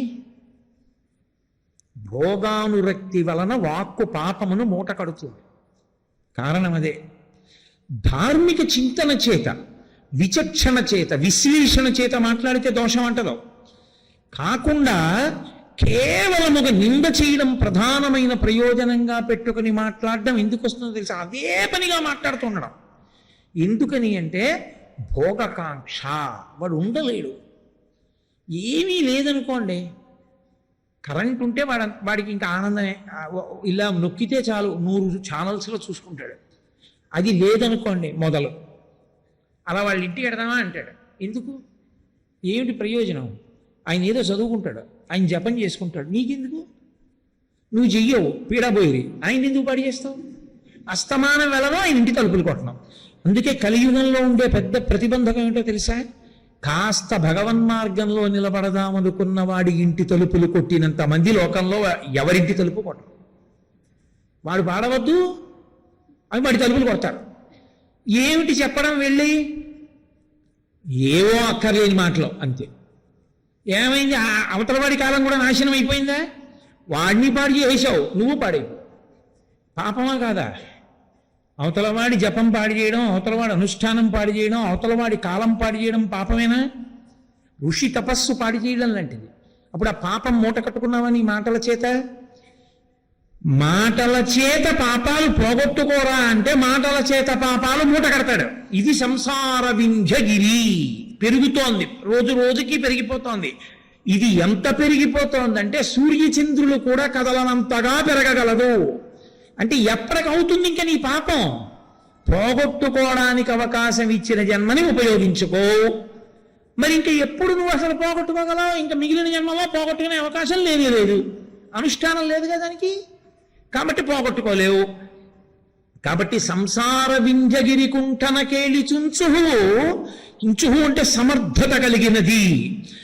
పొట్టివాడైనటువంటి అగస్త్యుడు ఎలా శక్తివంతుడో వింధ్యగిరిని కింద పడిపోయేటట్టు చేయడానికి పరదేవత యొక్క కడగంటి చూపు ఇలా ఎవరి మీద ప్రసరించిందో వాడికి ఒక్కసారి ఈ మూడిటి యొక్క విలువ తెలిసి వస్తుంది. అరే నేను ఉపయోగించుకోవాలరా, ఉపయోగించుకోకపోతే పాడైపోతాను. ఎంతసేపు ఇప్పుడు పరీక్షకి పెడతావు, ఎంతసేపు ఉండనిస్తారు? ఏదో ఒక నియతి సమయం ఉండనిస్తారు.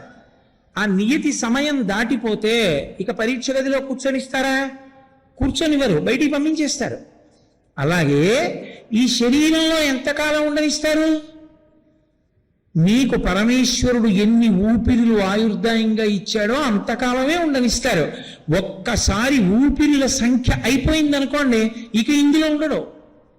ఇంకా తర్వాత ఎన్ని కోట్ల జన్మలు ఇందులో ఉంటాడు అన్నది ఇందులో ఉండగా ఏం చేసావన్న దాన్ని బట్టే. ఇందులో ఉండగా తగ్గించుకున్నావా అదృష్టవంతుడివి. ఇందులో ఉండగా మళ్ళీ మనుష్య శరీరంలోకో దేవతా శరీరంలోకో వెళ్ళడానికి అవకాశం కల్పించుకున్నావా అదృష్టవంతుడివి. ఈ రెండూ లేదు. ఈ రెండూ లేకపోగా ఇంకా హీనమైనటువంటి జన్మలలోకి వెళ్ళి పాడైపోవడానికి కావలసినంత మూట నెత్తికెత్తుకుంటానంటే బాగు చేయగలిగిన వాడు ఎవడున్నాడు? ఆ సాధనం పోతోంది కదా. అలా పోగొట్టుకునేటట్టు ప్రవర్తించేటటువంటి వాడెవరో వాడే సంసారమును తగ్గించుకోవడం మానేసి సంసారమును పెంచుకుంటున్నవాడు. కాబట్టి సంసార వింధ్యగిరి కుంఠన కేలిచుంచుహు.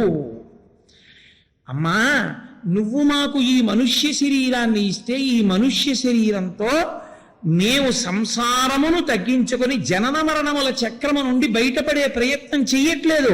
పుట్టడం ఒక పెద్ద నరకం, చావడం అంతకన్నా పెద్ద నరకం. అంత తేలిగ్గా ఏముండదు చావు. ఎంత భయంతోనో కూడుకుని ఉంటుంది అజ్ఞానావస్థ చేత. ఎన్ని మాటలు చచ్చిపోతావు, ఎన్నిసార్లు ఎక్కడెక్కడ ఎన్నేళ్లకు చచ్చిపోవాలో తెలియదు. అస్తమానం చచ్చిపోవడం, అస్తమానం పుడుతుండడం. దీన్ని తగ్గించుకుందాం అనుకుంటే లోకంలో లక్షణం ఏమిటి? బాధని తగ్గించుకునే ప్రయత్నం చేస్తాడు ఎవడైనా. అసలు పెద్ద బాధ జీవుడికి జనన మరణ చక్రం. మరి అందులోంచి తగ్గించడానికి ఇక్కడొక్క చోటే ఉంది నీకు అనుగ్రహం. నువ్వు ఒక దేవాలయంలోకి వెళ్ళి నీ ఉత్తరీయం తీసి అలా తుడిచావు అనుకో, కాసేపు చాలు. నీకు శరీరం వచ్చినందుకు ఈశ్వరుడు పుణ్యం వేస్తాడు. వెంకటాచల పర్వతం మీద ఆనందనీయ విమానంలోకి ఒక డాగ చిన్న పిట్టను తరిగింది. ఆ పిట్ట లోపలికి వెళ్ళి భయంతో ధ్వజస్తంభం దగ్గర ఎగిరింది. డాగ లోపలికి వెళ్ళలేక వెళ్ళిపోయింది. ఆ చిన్న పిట్ట భయంతో ఎగరడంలో దాని రెక్కల యొక్క విసురుకి అక్కడ ఉన్న ధూళికణాలు తుడవబడ్డాయి. స్కాందపురాణం బ్రహ్మోత్తర ఖండంలో చెప్తారు, తెలిసి కాని తెలియక కాని ఒక పిట్ట తన ధ్వజస్తంభం దగ్గరికి వచ్చి కదిలినప్పుడు ధూళికణములు తొలవబడ్డాయి కనుక పరమేశ్వరుడు దాన్ని వచ్చే జన్మలో చక్రవర్తి కుమారుడిగా పుట్టించాడు. కాయిక కైంకర్యం అంత గొప్పది. అప్పర్ స్వామి ఎక్కడికి వెళ్ళినా దేవాలయాన్ని తుడిచేవారు, ఎక్కడికి వెళ్ళినా దేవాలయాలు కడిగేవారు, పూల మొక్కలు నాటేవారు, కాస్త గడ్డి కనబడితే తీసేసేవారు, అక్కర్లేని చెత్త కనబడితే ఏరేసేవారు. ఎందుకని? ఈశ్వరుడు నీకు శరీరాన్ని ఇచ్చింది, ఈ శరీరంతో ఓ మంచి పని చేస్తూ ఉండాలి. ప్రతిరోజు చెయ్యాలి ఏదో ఒకటి. చేయకపోతే మళ్ళీ నీకు అలా చేద్దామనిపించే శరీరం ఎలా వస్తుంది? అనవసరంగా లోపలికి పక్షులు జంతువులు రావడం ఎంత ఎక్కువైతే కుంభాభిషేకం చేసినప్పుడు సంకల్పం అదే చెప్తారు. పక్షులు జంతువులు అన్నీ లోపలికి వచ్చాయి కాబట్టి దీని శక్తి పోయింది కాబట్టి మళ్ళీ కుంభాభిషేకం చేస్తూనే ఉంటారు. నువ్వు ఒక దేవాలయంలోకి ఎంత ప్రవేశిస్తే అంత పుణ్యం మూట కట్టుకోగలవు. శరీరం ఇచ్చాడు ఈశ్వరుడు, దీనికి ఒక్కదానికి అధికారం ఇచ్చాడు. ఒకసారి ఇందులోంచి జారిపోయాడా అప్పుడు అబ్బబ్బబ్బబ్బబ్బా అందులో ఉండగా వెళ్ళలేదురా, ఒక్కసారి వెడితే ఎంత మూట కట్టుకుందను. ఎటు పోయాను, ఎటు వచ్చాను, ఎందుకు వచ్చింది ఈ దరిద్రం అంతా నాకు, అరే రే రే రే రే ఎంత పాడైపోయాను రానప్పుడు ఏడుస్తాడు. 1000 మాటలు చచ్చిపోవలసిన వాడికి ఇంకొక జన్మలో చచ్చిపోతే చాలనుకున్న వాడికి కొన్ని కోట్ల సార్లు చావాలను అన్నవాడికి తేడా లేదండి జీవుడికి. ఈ సంసార పరిభ్రమణము దేనివల్ల తగ్గుతుందని అడిగారు. అగస్త్యుడు వింధ్య పర్వతాన్ని ఉంచినట్టు ఎవరి వంక పరదేవత ఇలా చూస్తుందో వాడి సంసారమన్న వింధ్యము వంగిపోతుంది. వంగిపోయి వాడిక జనన మరణ చక్రమునందు ప్రవేశించాడు. అంటే ఆ మాటకు అర్థం ఏమిటో తెలుసా? ఇప్పుడు వాడు చేసే కర్మలన్నీ ఎందుకు చేస్తాడంటే నేను వచ్చే జన్మలో ఏదో ఫలానా వైభోగం పొందుదామని చెయ్యడు. ఇవన్నీ నేను ఎందుకు చేస్తున్నానో తెలుసా? సాధ్యమైనంత తొందరగా నన్ను నీ దగ్గరికి చేర్చేసుకో. ఇప్పుడు అవి చిత్తశుద్ధికి కారణములవుతాయి, అవి భోగమునకు కారణములు కావు. మీరు అలా అనలేదనుకోండి, మీకు లోపల భావన లేదనుకోండి, అది ఏమవుతుందో తెలుసా? చాలా పెద్ద ప్రమాదాన్ని తీసుకొచ్చేస్తుంది. ఇంత కష్టపడి చేసుకున్నది ఒక గొప్ప భోగానుభవ రూపంలో తీసేస్తాడు ఈశ్వరుడు. నేను మీకు ఒక ఉదాహరణ చెప్పాలి అంటే, ఒక మహాచక్రవర్తి ఈ భూమండలాన్నంతటినీ కూడా శాసించి ఇయ్యగలిగినటువంటి చక్రవర్తిగా ఓ 40 సంవత్సరాలు బతుకుతాడు. నువ్వు కష్టపడి చేసినటువంటి పుణ్యం అంతా 40 సంవత్సరాల చక్రవర్తిత్వంలో నశించిపోయి మళ్ళీ సామాన్య స్థాయికి మరి జన్మలో వచ్చేస్తావు. ఏమిటి సాధించావు చెప్పు నాకు?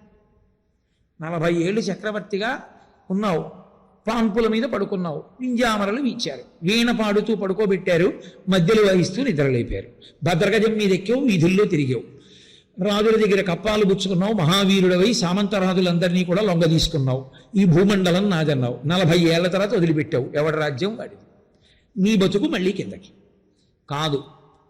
చిత్తశుద్ధి, జ్ఞానమును పొందడానికి పాత్రత కలిగిన వాడిగా తయారైపోతాడు. ఆ పాత్రత వచ్చిందనుకోండి, అమ్మవారు ఏం చేస్తుందంటే, ఇప్పుడు ఆత్మ అనుభవంలోకి రాగలిగినటువంటి యోగ్యతని కృప చేస్తుంది. పాయసం పోయడానికి పాత్ర బాగుండాలా ముందు? పుణ్యకర్మాచరణము పాత్రని శుద్ధి చేస్తుంది, చిత్తశుద్ధి కలుగుతుంది.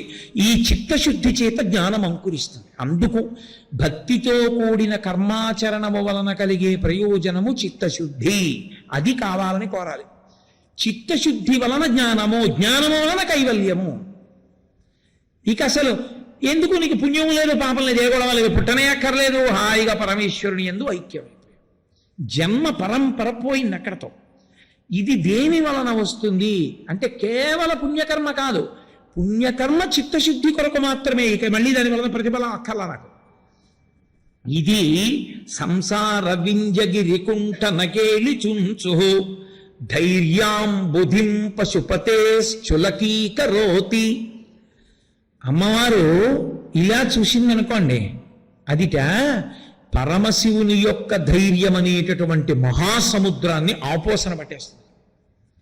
ఏమిటి పరమశివుని యొక్క ధైర్యం?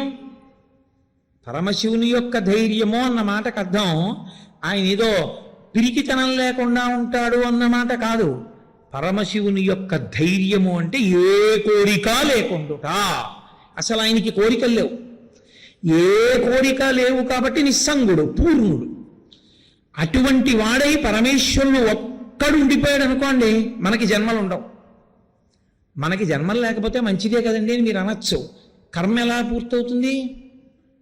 పాపపుణ్యములు పోగొట్టుకోవాలా, చిత్తశుద్ధి కలగాలా, కర్మాచరణం చెయ్యాలా, దానికి చెయ్యాలంటే శరీరం ఉండాలా. మరి శరీరం ఉండాలంటే పార్వతీదేవి పక్కన శివుడు కూర్చోవాలా. శివుడు కూర్చోవాలంటే ఆయనకి మళ్ళీ అమ్మవారి యందు అనురక్తి కలగాలా. అనురక్తి కలగాలంటే ఆయనకి అప్పటి వరకు లేనటువంటి అనురక్తిని అమ్మవారు కల్పించాలి. అంటే అసలు కాముడంటే అసహ్యించుకునే పరమేశ్వరుడికి పార్వతీదేవి యందు అనురక్తి కలిగి వచ్చి పక్కన కూర్చోవాలి తాడి కట్టి.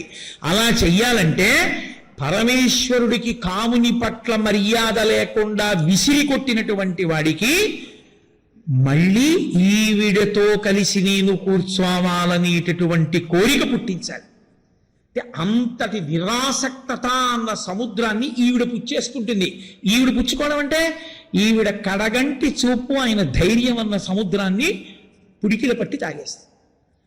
అగస్త్యుడు ఎలా అయితే సముద్రాన్ని తాగేశాడో అమ్మవారు పరమేశ్వరుడు. అందుకే నేను అలా అన్నానని అనుకోకండి.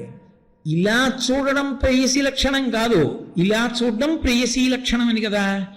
అమ్మవారు అయ్యవారి వంటి ఇలా చూసిందనుకోండి, ఆయన వశుడైపోతాడు. ఆయన వశుడైపోవడం అంటే అమ్మవారు మనకి తల్లిగా కూర్చుంది అని దాని అర్థం. సామాన్య శృంగారంగా భావన చేయకూడదు. శ్రీ విద్యా తంత్రం అంత గొప్పది. ఆమె చెరుకు విల్లు బాణాలు పట్టుకుంటుంది. ఇప్పుడు ఆమె మనకి తల్లి అవుతుంది. శివుణ్ణి తెచ్చి పక్కన కూర్చోబెట్టుకుని మన జన్మలకి కారణం అవుతుంది. ఆయన ధైర్యాంబుధిని ఆవిడ ఆపోసన పట్టేస్తుంది. అలా చెయ్యగలిగినటువంటి తల్లి ఆవిడ కడగంటి చూపు అన్న పొట్టి చూపు ఉందే, అది పరమశివుని యొక్క ధైర్యాంబుధిని ఔపోసన పట్టగలదు. అందుకని ధైర్యాంబుధిం పశుపతే చులకీకరోతి. అందుకే మహానుభావుడు పోతన గారు వీరభద్ర విజయము అని ఒక గ్రంథం చేశారు. అందులో ఆయన ఒక మాట అంటారు. ఆయన అన్నారు, కామిని చూచు చూపులకు కాకకలింగి శివుండు పాంధుడై. అసలు ఆయనకి ఏ విషయం మీద అనురక్తి లేదు.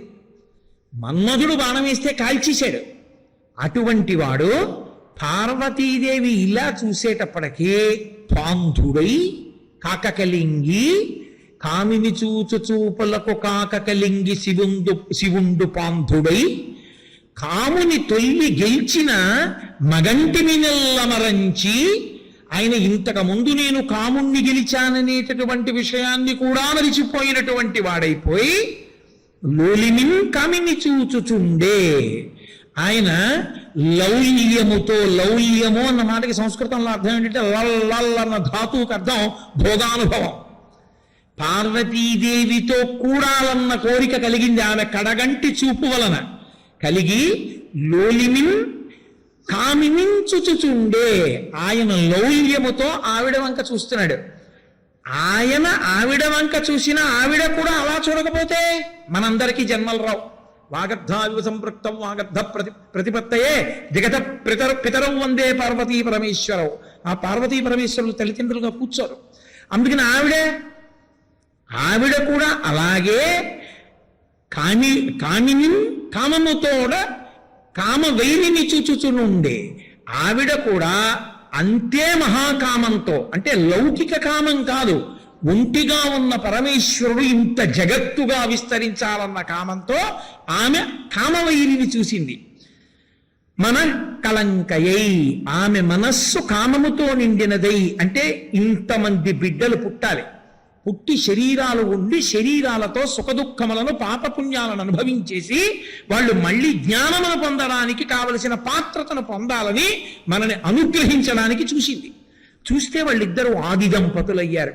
అదే నిత్యాయ అని శంకరాచార్యుల వారు ఆద్య కుటుంబినే ముని మన ప్రత్యక్ష చిన్మూర్తయే అంటారు శివానందలహరిలో. ఆద్య కుటుంబినే, లోకమునకు మొదటి తల్లిదండ్రులై కూర్చున్నారు. ఇదే శంకరులు ఈ భావాన్ని సౌందర్యలహరిలో చాలా చమత్కారంగా మాట్లాడతారు. స్ఫురద్గండాభోగ ప్రతిఫలిత తాటంక యుగళం చతుశ్చక్రం మన్యే తవ ముఖమదం మన్మదరథం యమారుహ్యద్రుహ్యత్ కవనిరథమర్కేందు చరణం మహావీరోమార ప్రమదపతయే సంగీతవతే అన్నారు. మన్యే, అమ్మా నేను ఊహిస్తున్నాను అన్నారు. అమ్మవారి దగ్గరికి వెళ్ళి శంకరాచార్యుల వారు, అమ్మా నాకు అనుమానంగా ఉందమ్మా అన్నారు. ఏం అనుమానం శంకరా నీకు? అమ్మా మన్మధుడు మళ్ళీ పరమశివుడి మీదకి యుద్ధానికి వస్తున్నాడమ్మా. ఒకసారి బాణం వేస్తే కాలిపోయాడు కదా శంకర అంటే శంకరాచార్యుల వారిని, కాలిపోయాడు కదా, మళ్ళీ ఎలా యుద్ధానికి వస్తాడు అంటే, అమ్మా రహస్యంగా యుద్ధానికి కావలసిన సంభారాలన్నీ సమకూర్చుకుంటున్నాడమ్మా. మన్మధుడికి శత్రువు లోకంలో శివుడు ఒక్కడే, ఎందుకని ఆయన ఒకడే లొంగలేదు, మిగిలిన వాళ్ళందరూ లొంగిపోయిన వాళ్ళే కాబట్టి అమ్మ ఆయనేగా శత్రువు, సంభారాలు సమకూరుస్తున్నాడమ్మా. ఏం సంభారాలు సమకూరుస్తున్నాడయ్యా యుద్ధానికి? అమ్మా శివుడికి ఉన్నటువంటి రథం కన్నా గొప్ప రథాన్ని నిర్మాణం చేశాడు. అలాగా ఏం చేశాడు అంటే శంకరులు అన్నారు, స్ఫురద్గండాభోగ ప్రతిఫలిత తాటంక యుగళం చతుశ్చక్రం మన్యే తవముఖమిదం మన్మదరథం యమారుహ్యద్రుహ్యత్ కవనిరథమర్కేందు చరణం. శివుడికున్న రథం ఏంటమ్మా? త్రిపురాసురుల్ని గెలిచాడు, అదే పెద్ద యుద్ధం. ఆ యుద్ధంలో ఆయన వాడిన రథం ఈ భూమినంతటి రథంగా చేసుకున్నాడు. సూర్యచంద్రుడు ఇద్దరిని చక్రాలుగా చేసుకున్నాడు. అంటే 2 చక్రాలైనా శివుడి రథానికి ఉన్నాయి. మరి ఇప్పుడు మన్మధుడికి 4 చక్రాల రథం సంపాదించాడు. అంటే 2 చక్రాలు ఎక్కువ ఉన్నాయా? అబ్బో ఏమిటయో ఆ రథం అంది అమ్మవారు. ఏమిటంటా నీ ముఖమే. నా ముఖం ఆ రథం. అవును, నీ ముఖాన్ని రథం చేసుకుని నీ చెవి తాటంకములు 2 నీ బుగ్గల్లో ప్రతిబింబాలు పడుతుంటే ఈ 4టిని చక్రాలుగా చేసుకుని నీ ముఖాన్ని రథంగా చేసుకుని అందులో కూర్చున్నాడు. శివుడు రథం ఎక్కొచ్చాడు. ఏడ్రా మన్మధుడు యుద్ధానికి వచ్చాటన్నాడు. ఇదిగో ఇక్కడ ఉన్నానన్నాడు. శివుడు రథంలోంచి ఇలా చూశాడు. ఎదురుగుండా రథం ఎవరిది? అమ్మవారి ముఖం. చూడగానే ప్రసన్నుడైపోయి అది అక్కడ పారేసా ధనస్సు వచ్చేసాడు. ఓడిపోయాడా? అమ్మా ఈసారి శివుడు గెలుస్తాడని నమ్మకం లేదు, నీ ముఖం రథం మన్మధుడికి, కాబట్టి ఆయన యుద్ధం చేయలేడు. మన్మధుడు నీ ముఖంలో కూర్చున్నాడమ్మా, మన్యే ఊహిస్తున్నాను తల్లి అన్నారు. అంటే శివుడు ఓడిపోతాడు అనకూడదు, అమంగళం. అందుకని అమ్మోయ్ మన్మధుడు యుద్ధానికి వస్తాడనుకుంటున్నానమ్మా అంటే ఏమిటి దాని అర్థం? అమ్మా నీ ముఖమండలాన్ని చూస్తే కాముని కాల్చినవాడు కామేశ్వరుడై వచ్చి కూర్చుని నీ మెళ్ళలో తాళి కట్టి పక్కన కూర్చుంటాడు బహిర్ముఖుడై. అది తల్లి కామేశబద్ధ మాంగళ్య సూత్ర శోభిత కంధరా. నువ్వు అలా ఆయన్ని వశం చేసుకుని పక్కన కూర్చోబెట్టుకోకపోతే మా అందరికీ జన్మేది. జన్మ లేకపోతే మేము ఎలా కర్మ పోగొట్టుకుంటాం, పాపపుణ్యాలు ఎలా పోగొట్టుకుంటాం? ఇంతటి మహోపకారం చేసిన దానివి కదమ్మా. అందుకని అగస్త్యుడు సముద్రాన్ని తాగేసినట్టే నీ పొట్టి చూపుండే కటాక్షం అది శివుడి వంక ఇలా చూస్తే ఆయన పరవశుడైపోయి ఆయన ధైర్యం అన్న సముద్రాన్ని నీ పొట్టి చూపు అన్న అగస్త్యుడు తాగేశాడు. పోయింది ధైర్యం అంతా శివుడికి, లొంగిపోయాడు. తండ్రిగా కూర్చోబెట్టేశావు మా అందరికీ, అఖిలాండేశ్వరి అయ్యావు. పరమశివుడికి శివకామ సుందరి అయ్యావు. ఇది ఆ మూకశంకరుల అన్వయం. అందుకనమ్మా బయట అగస్త్యుడు ఎంత గొప్పవాడో నీ పొట్టి చూపు అంత గొప్పది, నీ కటాక్షం అంత గొప్పది. కటాక్షమన్న మాట వాడకుండా శ్లోకం చేశారు. అగస్త్యుడితో పోలిక వేస్తూ దాని వలన మనం తెలుసుకోవలసి ఉంటుంది, ఓహో ఇంత గొప్పగా కటాక్షవర్ణనం చేస్తున్నారు మూకశంకరులు అని. కాబట్టి మహాత్మ్య అని మొదలు పెడతారంటే అమ్మా నీ చూపు యొక్క వైభవమును వర్ణించగలిగిన వాడు లేడు తల్లి. దాని చేత మేము అనుగ్రహం పొందుతాం. ఈ శ్లోకం యొక్క గొప్పతనం ఏమిటో తెలుసా? మీరు ఈ శ్లోకాన్ని అదే పనిగా ధ్యానం చేశారనుకోండి, మీకు బహుభంగిమల ఆలోచనలు వస్తుంటే మీలో మీరు సంతోషపడిపోతుంటే 10 మాటలు అగస్త్యుడు అంటే అమ్మవారి కటాక్షము అని తెలియగానే నేను ఈ ఉపన్యాసం చెప్పేటప్పుడు ఎన్ని మాటలు ఇలా తిప్పాను. అది చెప్పడానికి తిప్పానన్నప్పుడు ఆ భావంలోకి అన్వయం అయ్యానా లేదా అమ్మవారిగా? నేను ధ్యానం చేస్తున్నప్పుడు అమ్మవారు ఇలా తిప్పి చూస్తే అన్నప్పుడు అమ్మవారి కన్ను ఇలా కదిలి నాకు కనపడుతుందా కనపడదా? అదే కామాక్షి పరదేవతానుగ్రహం. ఆ చూపు పడడానికి యోగ్యత కల్పిస్తారు. అది ఏ కారణం చేత అయితేనే ఊహ చేత నీ మీద పడిన ఉత్తర క్షణంలో దాని ప్రయోజనం పొందావు. ఇప్పుడు తెలియదు అదేమిటి, తర్వాత తెలుస్తుంది. ఎంత అనుగ్రహాన్ని పొందేశావో, దాని వలన ఎంత పుణ్యాన్ని మూట కట్టేసుకున్నావో, దాని వలన ఎన్ని కోట్ల జన్మలు తగ్గించేసుకున్నావో తర్వాత తెలుస్తుంది. తెలిసిన నాడు అబ్బా మూక సంచశతిలో ఒక్క శ్లోకం కాకుండా 500 చదివిస్తే ఎంత బాగుండ్రా అనిపిస్తుంది. అది మూక పంచశతి యొక్క గొప్పతనం. కాబట్టి మహాత్మసేవధిరసౌ తవ దుర్విలంఘ్య సంసార వింధ్యగిరి కుంఠన కేళిచుంచు ధైర్యాం బుధిం పశుపతేశ్చులకీకరోతి కామాక్షి వీక్షణ విజృంభణ కుంభజన్మ అని కటాక్ష శతకంలోంచి మూకశంకరుడు చేసినటువంటి ఒక శ్లోకాన్ని మీకు మనవి చేశాను. ఇప్పుడు పాదారవింద శతకంలోంచి ఒక శ్లోకాన్ని చూపించే ప్రయత్నం చేస్తాను. నిన్న ఆర్యా శతకంలోంచి ఒక శ్లోకం విన్నారు. ఇప్పుడు నేను మీకు కటాక్ష శతకంలోంచి చెప్పాను, ఒకటి ఇప్పుడు పాదారవింద శతకంలోంచి చెప్తాను. పాదారవింద శతకము అని దానికి పేరు. దాని అర్థం ఏమిటో తెలుసా? పాదములు అరవిందములు అని. అరవిందములు అంటే పద్మములు అని. అవి ఎలా పద్మములు? పాదములు పద్మముల్లో ఎలా ఉంటాయండి? పద్మాలు రేకులు ఇలా తెరుచుకుని కేసరములు అవి ఉంటాయి. పద్మాలకు అలా ఏమైనా ఉంటాయా? ఉండవు.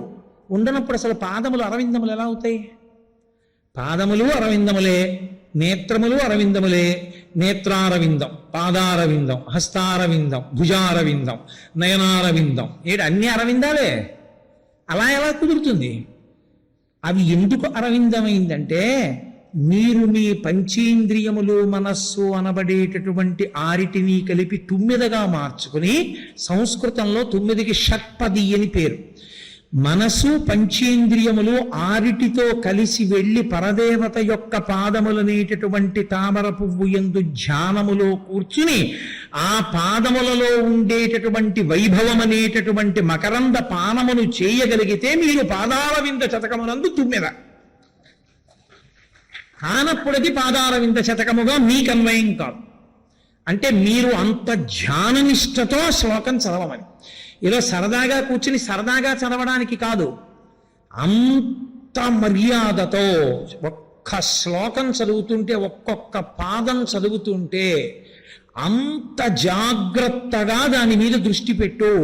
నువ్వు ఎంత ధ్యానం చేస్తావో అంతగా అరవిందమునందు ప్రవేశించి నువ్వు ఆ తేనె జుర్రుకుంటావు, మత్తెక్కిపోతావు. జుర్రుకున్న తుమ్మెదకుండే లక్షణం ఏమిటో తెలుసా? లేవదు, అది పడుకుంటుంది. తామరపూలు పడుకుంటే ఏమవుతుంది? రాత్రి ముడుచుకుంటుంది.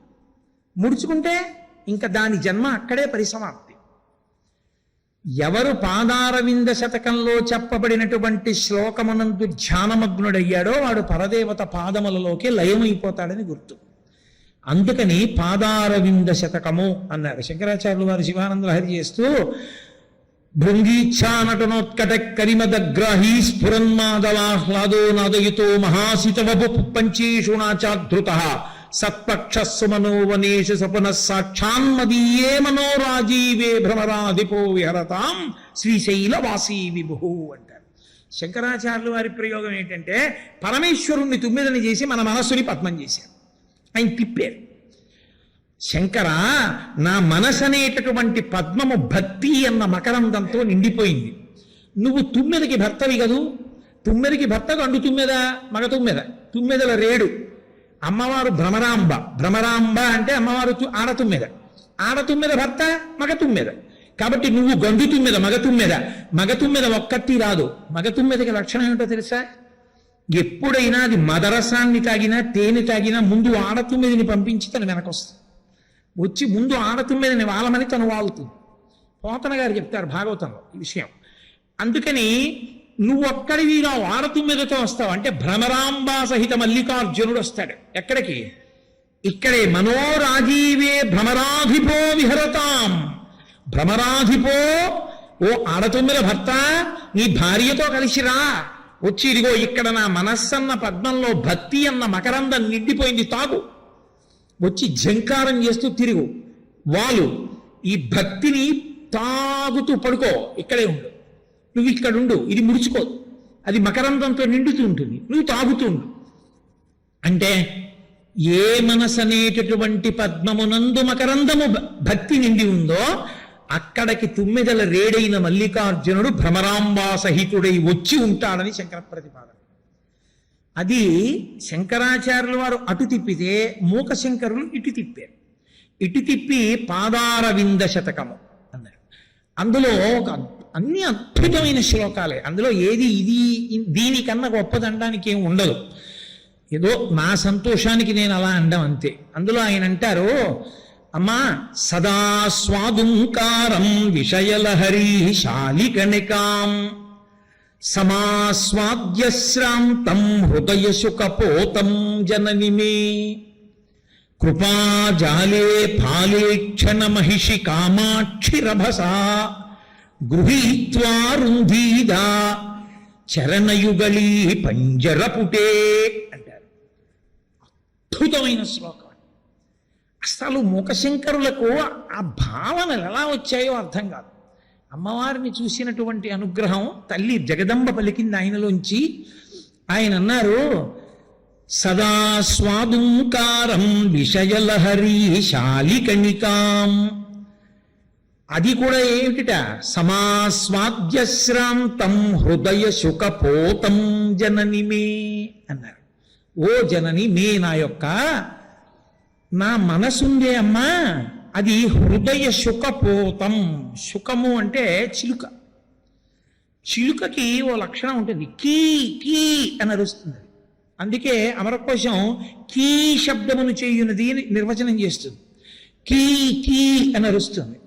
శుకపోతం, చిలుక కాదుట, చిలుక పిల్ల నా మనసు. మూకశంకరులు అంటున్నారు, అమ్మా నా మనసు చిలక పిల్లమ్మా అన్న.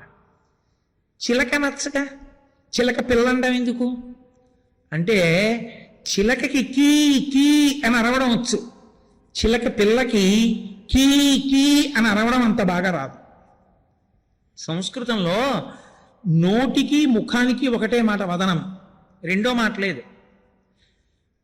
చిలుక కీ అంటుంది, చిలుక పిల్లకి అంత బాగా అండం రాదు.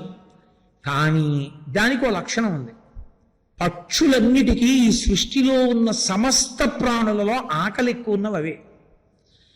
ఒక్కొక్క జాతికి ఒక్కొక్కటి ఎక్కువ. సర్పాలు ఉన్నాయనుకోండి, వాటికి భయం చాలా ఎక్కువ. గంధర్వులు ఉన్నారనుకోండి, వాళ్ళకి కామం చాలా ఎక్కువ. పక్షులు ఉన్నాయనుకోండి, ఆకలి చాలా ఎక్కువ. పశువులు ఉన్నాయనుకోండి, తొందరగా నమ్మేస్తాయి.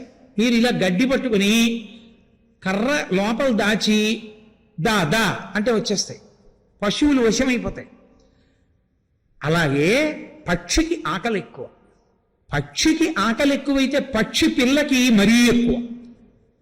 అది మరీ విపరీతమైన ఆకలితో ఉంటుంది. అందుకే శంకరాచార్యులు వారు కనకధారా స్తోత్రం చేస్తే విహంగ శిశవ్విషణ్ణే అంటారు. అమ్మాయి ఈ బ్రాహ్మణి పక్షి కాదు, పక్షి పిల్ల అన్నారు. ఎందుకని? పక్షి పిల్లకి విపరీతమైన ఆకలి. పక్షి పిల్ల ఏడిస్తే ఎవరు చూడలేరు. ఇప్పుడు బాబు 3 రోజులైంది బాబు అన్నం తిని, ఒక్క రొట్టె ముక్క వెయ్యండి బాబు అని ఎవరో అంటున్నారు అనుకోండి, మనం లొంగపోవచ్చు. పిల్ల మన అడగకుండా అమ్మ అన్నం పెట్టి 2 రోజులైందమ్మా, అమ్మ ఆకలిస్తోందంటే మంచినీళ్ళు తాగమంటున్నావమ్మా, అమ్మ నా కడుపులో తిప్పేస్తోందమ్మా, అమ్మ ఒక్క బిస్కెట్ అన్నా పెట్టమ్మా అని ఏడుస్తోంది అనుకోండి, ఎక్కడి నుంచి తానే అంటోంది అనుకోండి తల్లి, మీరు చూస్తూ ఊరుకోగలరా?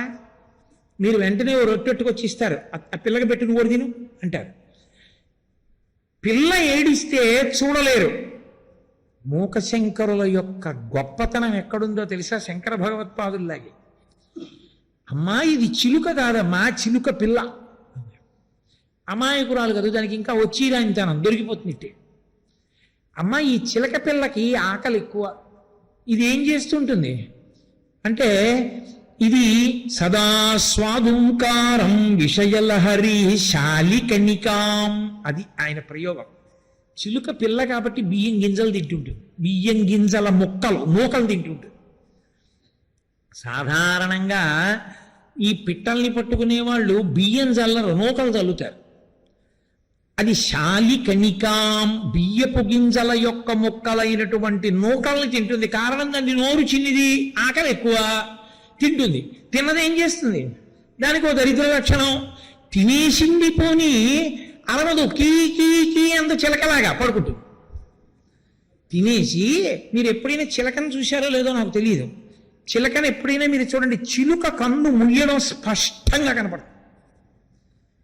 అది మహాకవుల ప్రయోగాలంటే అలా ఉంటాయి. మిగిలిన పక్షులకి మీకు అలా తెలియదు. మీరు ఎప్పుడైనా చిలుక వాలినప్పుడు చూడండి, చిలుక కన్ను ఇలా మూసిందనుకోండి, మీకు చిలుక కన్ను మూస్తోందని తెలిసిపోతుంది. ఎందుకో తెలుసా? చిలుక కన్ను మూసినప్పుడు తెల్లటి పొర అడ్డంగా దిగుతుంది ఇలాగా, అందుకని మూస్తోంది తెరుస్తోందని తెలుస్తుంది. చిలుక పిల్ల ఏం చేస్తుందంటే, ఈ బియ్యపు గింజలు తిని ఆ తెల్లటి పొర ఇలా మూసేస్తుంది. కళ్ళు మూసుకుంది అని తెలుస్తుంది. అది కళ్ళు మూసుకుంది అని తెలిస్తే దాన్ని పట్టుకోవడం తేలిక, అవునా కాదా? సాధారణంగా అన్ని పక్షుల్లోకి అందరూ పట్టుకోవాలని చూసే పక్షి చిలకే. ఎందుకు చిలకని పట్టుకుంటారు? సరదా, పంజరంలో పెట్టుకుంటారు. చంపేయక్కర్లేదు, పంజరంలో పెట్టుకుంటారు. దాని స్వభావం చచ్చిపోయిందా? అయిపోయిందా? హాయిగా అటు ఇటు ఎగురుతూ సుఖంగా జామకాయలు అవి ఇవి తింటూ తిరగవలసిన చిలుక ఓ పంజరంలోకి పోయింది. అక్కడికి వెళ్ళి ఏం చేస్తుంది? ఇప్పుడు కీ కీ అని అక్కడ వస్తుంది. ఉపయోగం ఉందా? లేదు. ఎందుకని? ఇంకా ఎగరడానికి ఏం లేదు, అందులో పడి ఉంటుంది. అంతే, తీసుకొచ్చి అందులో ఏదో పడేస్తాడు, తింటుంది. అలాగే ఉంటుంది. అయిపోయి ఏం చేస్తుందంటే, ఇంకా విచిత్రం ఏమిటో తెలుసా? అలా 5 ఏళ్ళు పంజరంలో ఉందనుకోండి, దాన్ని చేయి పెట్టి తీసి బయట వదిలేరనుకోండి, అది వెళ్ళదు, ఎగిరొచ్చి పంజరంలో దూరిపోతుంది. అది అలవాటు పడిపోయింది. పంజరానికి అలవాటు పడిన చిలకంట, అది వెళ్ళదు, అది అందులోనే కూర్చుంటుంది. అంటే దాని స్వభావం చచ్చిపోయింది దానికి. మూకశంకరులు అన్నారు, అమ్మా నా మనసుందే హృదయ శుకపోతం జననిమే, ఈ నా మనసుందే ఇదేనమ్మా చిలక పిల్ల. ఇది ఏం చేస్తుంటుందో తెలుసా? విషయలహరి శాలికణికాం, ఎప్పుడు విషయములనేటటువంటి ప్రవాహాల్ని అనుభవిస్తూ ఉంటుంది. అలా నూకలు ఇలా కాసి నూకలు తల్లుతాడు, దాని మీద వలేస్తాడు, నూకల కోసం వెళ్ళి వలలో చిక్కుకుంటుంది. అలా నా మనసనే చిలుక పిల్ల ఏం చేస్తుందో తెలుసా అమ్మా? ఎప్పుడు మోకలు వెతుక్కుంటుంది. దానికి ఆకలి తీరదు, దీనికి తృప్తి కలగదు. చిలక పిల్లకి ఆకలి మరీ ఎక్కువైపోయినట్టే విషయముల మీద ఆసక్తి నా మనసుకి అంత ఎక్కువ. అందుకే ఇది సుఖపోతం. ఇది విషయములను అలా అనుభవిస్తుంది. అది అలా నూకలు తింటున్నట్టే ఇది 5 అనుభవిస్తూ ఉంటుంది. శబ్దస్పర్శ రసరూపగంధములే సుఖ స్వభావములు. పరమేశ్వరుడు ఈ 5 ఇంద్రియములను ఇచ్చి అన్నాడు, ఈ 5 ఇంద్రియములతోనే ఈశ్వరుణ్ణి పట్టుకుని తరించిపోవాలి. శబ్ద అంటే భద్రం కర్ణీభి శృణుయామ దేవాహ అంటారు. మా చెవులు ఎప్పుడూ మంచి మాటలను వినుగాక. మా చెవులు ఎప్పుడూ భగవత్ సంబంధమైన విషయములను వింటూ ఉండాలి. కానీ ఇవేం చేస్తాయి? తాత్కాలికముగా ఉద్రేకమును కల్పించగలిగినటువంటి మాటలు వినడానికి ఎక్కువ ఇష్టపడతాయి. నేను మీతో ఇందాక మనవి చేశాను కదా, మాట అంత శక్తివంతమైన సాధనము లోకంలో ఇంకోటి లేదు. మీరు ఆ మాట చేత అవతల వారు కష్టాన్ని మరిచిపోయేటట్టు చెయ్యొచ్చు. మీరు ఆ మాట చేత అవతల వాడు పొడుచుకు చచ్చిపోయేటట్టు చెయ్యొచ్చు. ఆ మాట చేత చచ్చిపోయే వరకు గుర్తొస్తే బాధపడేటట్టు చెయ్యొచ్చు. ఆ మాట చేత మీరు దేవతల్ని ప్రసన్నుల్ని చేసుకుని కోరికలు తీర్చుకోవచ్చు. ఆ మాట చేత కారాగారానికి వెళ్ళిపోవచ్చు. ఆ మాట చేత మనమే చచ్చిపోవచ్చు. జిహ్వాగ్రే వర్తతే లక్ష్మి, జిహ్వాగ్రే మిత్రబాంధవా, జిహ్వాగ్రే బంధనం ప్రాప్తి, జిహ్వాగ్రే మరణం ధ్రువం. సుందరకాండలో స్వామి హనుమ కేవలము తన మాటల చేత సీతమ్మని ఓదార్చారు. ఓదార్చి రాముడికి చెప్పారు, అమ్మవ తతోమయావగ్విదధీన భాషిత శివాభిరిష్టాభిరభిప్రసాదిత జగామ శాంతిం మమ మైథిలాత్మజ తవాపి శోకేన తథాభిపీడిత. నా మాటల చేత సీతమ్మ దుఃఖాన్ని పోగొట్టి ఆవిడ సంతోషంగా ఉండేటట్టు చెయ్యగలిగానన్నారు. వాక్కు యొక్క వైభవమే సుందరకాండ అయినప్పుడు మాటల చేత అవతల వాళ్ళని సంతోషపెట్టచ్చు. పనికి మాలిన మాటలు మాట్లాడడం, పలికి మాలిన మాటలు వింటూ ఉండడం, సంతోషపడిపోతూ ఉండడం. సమాజంలో మీకు కనపడరు. నేను ఎందుకు చెప్పాలి పేర్లు? ఎన్ని విననివ్వండి, ఎందుకు వస్తాడో తెలియదు. 3 గంటలు చెప్పనివ్వండి, వింటాడు. ఇలా తలుపులోంచి బయటికి వెళ్ళగానే లౌకిక విషయాన్ని ప్రస్తావన చేస్తాడు తప్ప అబ్బా ఏమి మూకశంకర్లండే అనలేడు. కారణం ఏమిటో తెలుసా? అది అంటుకోదు.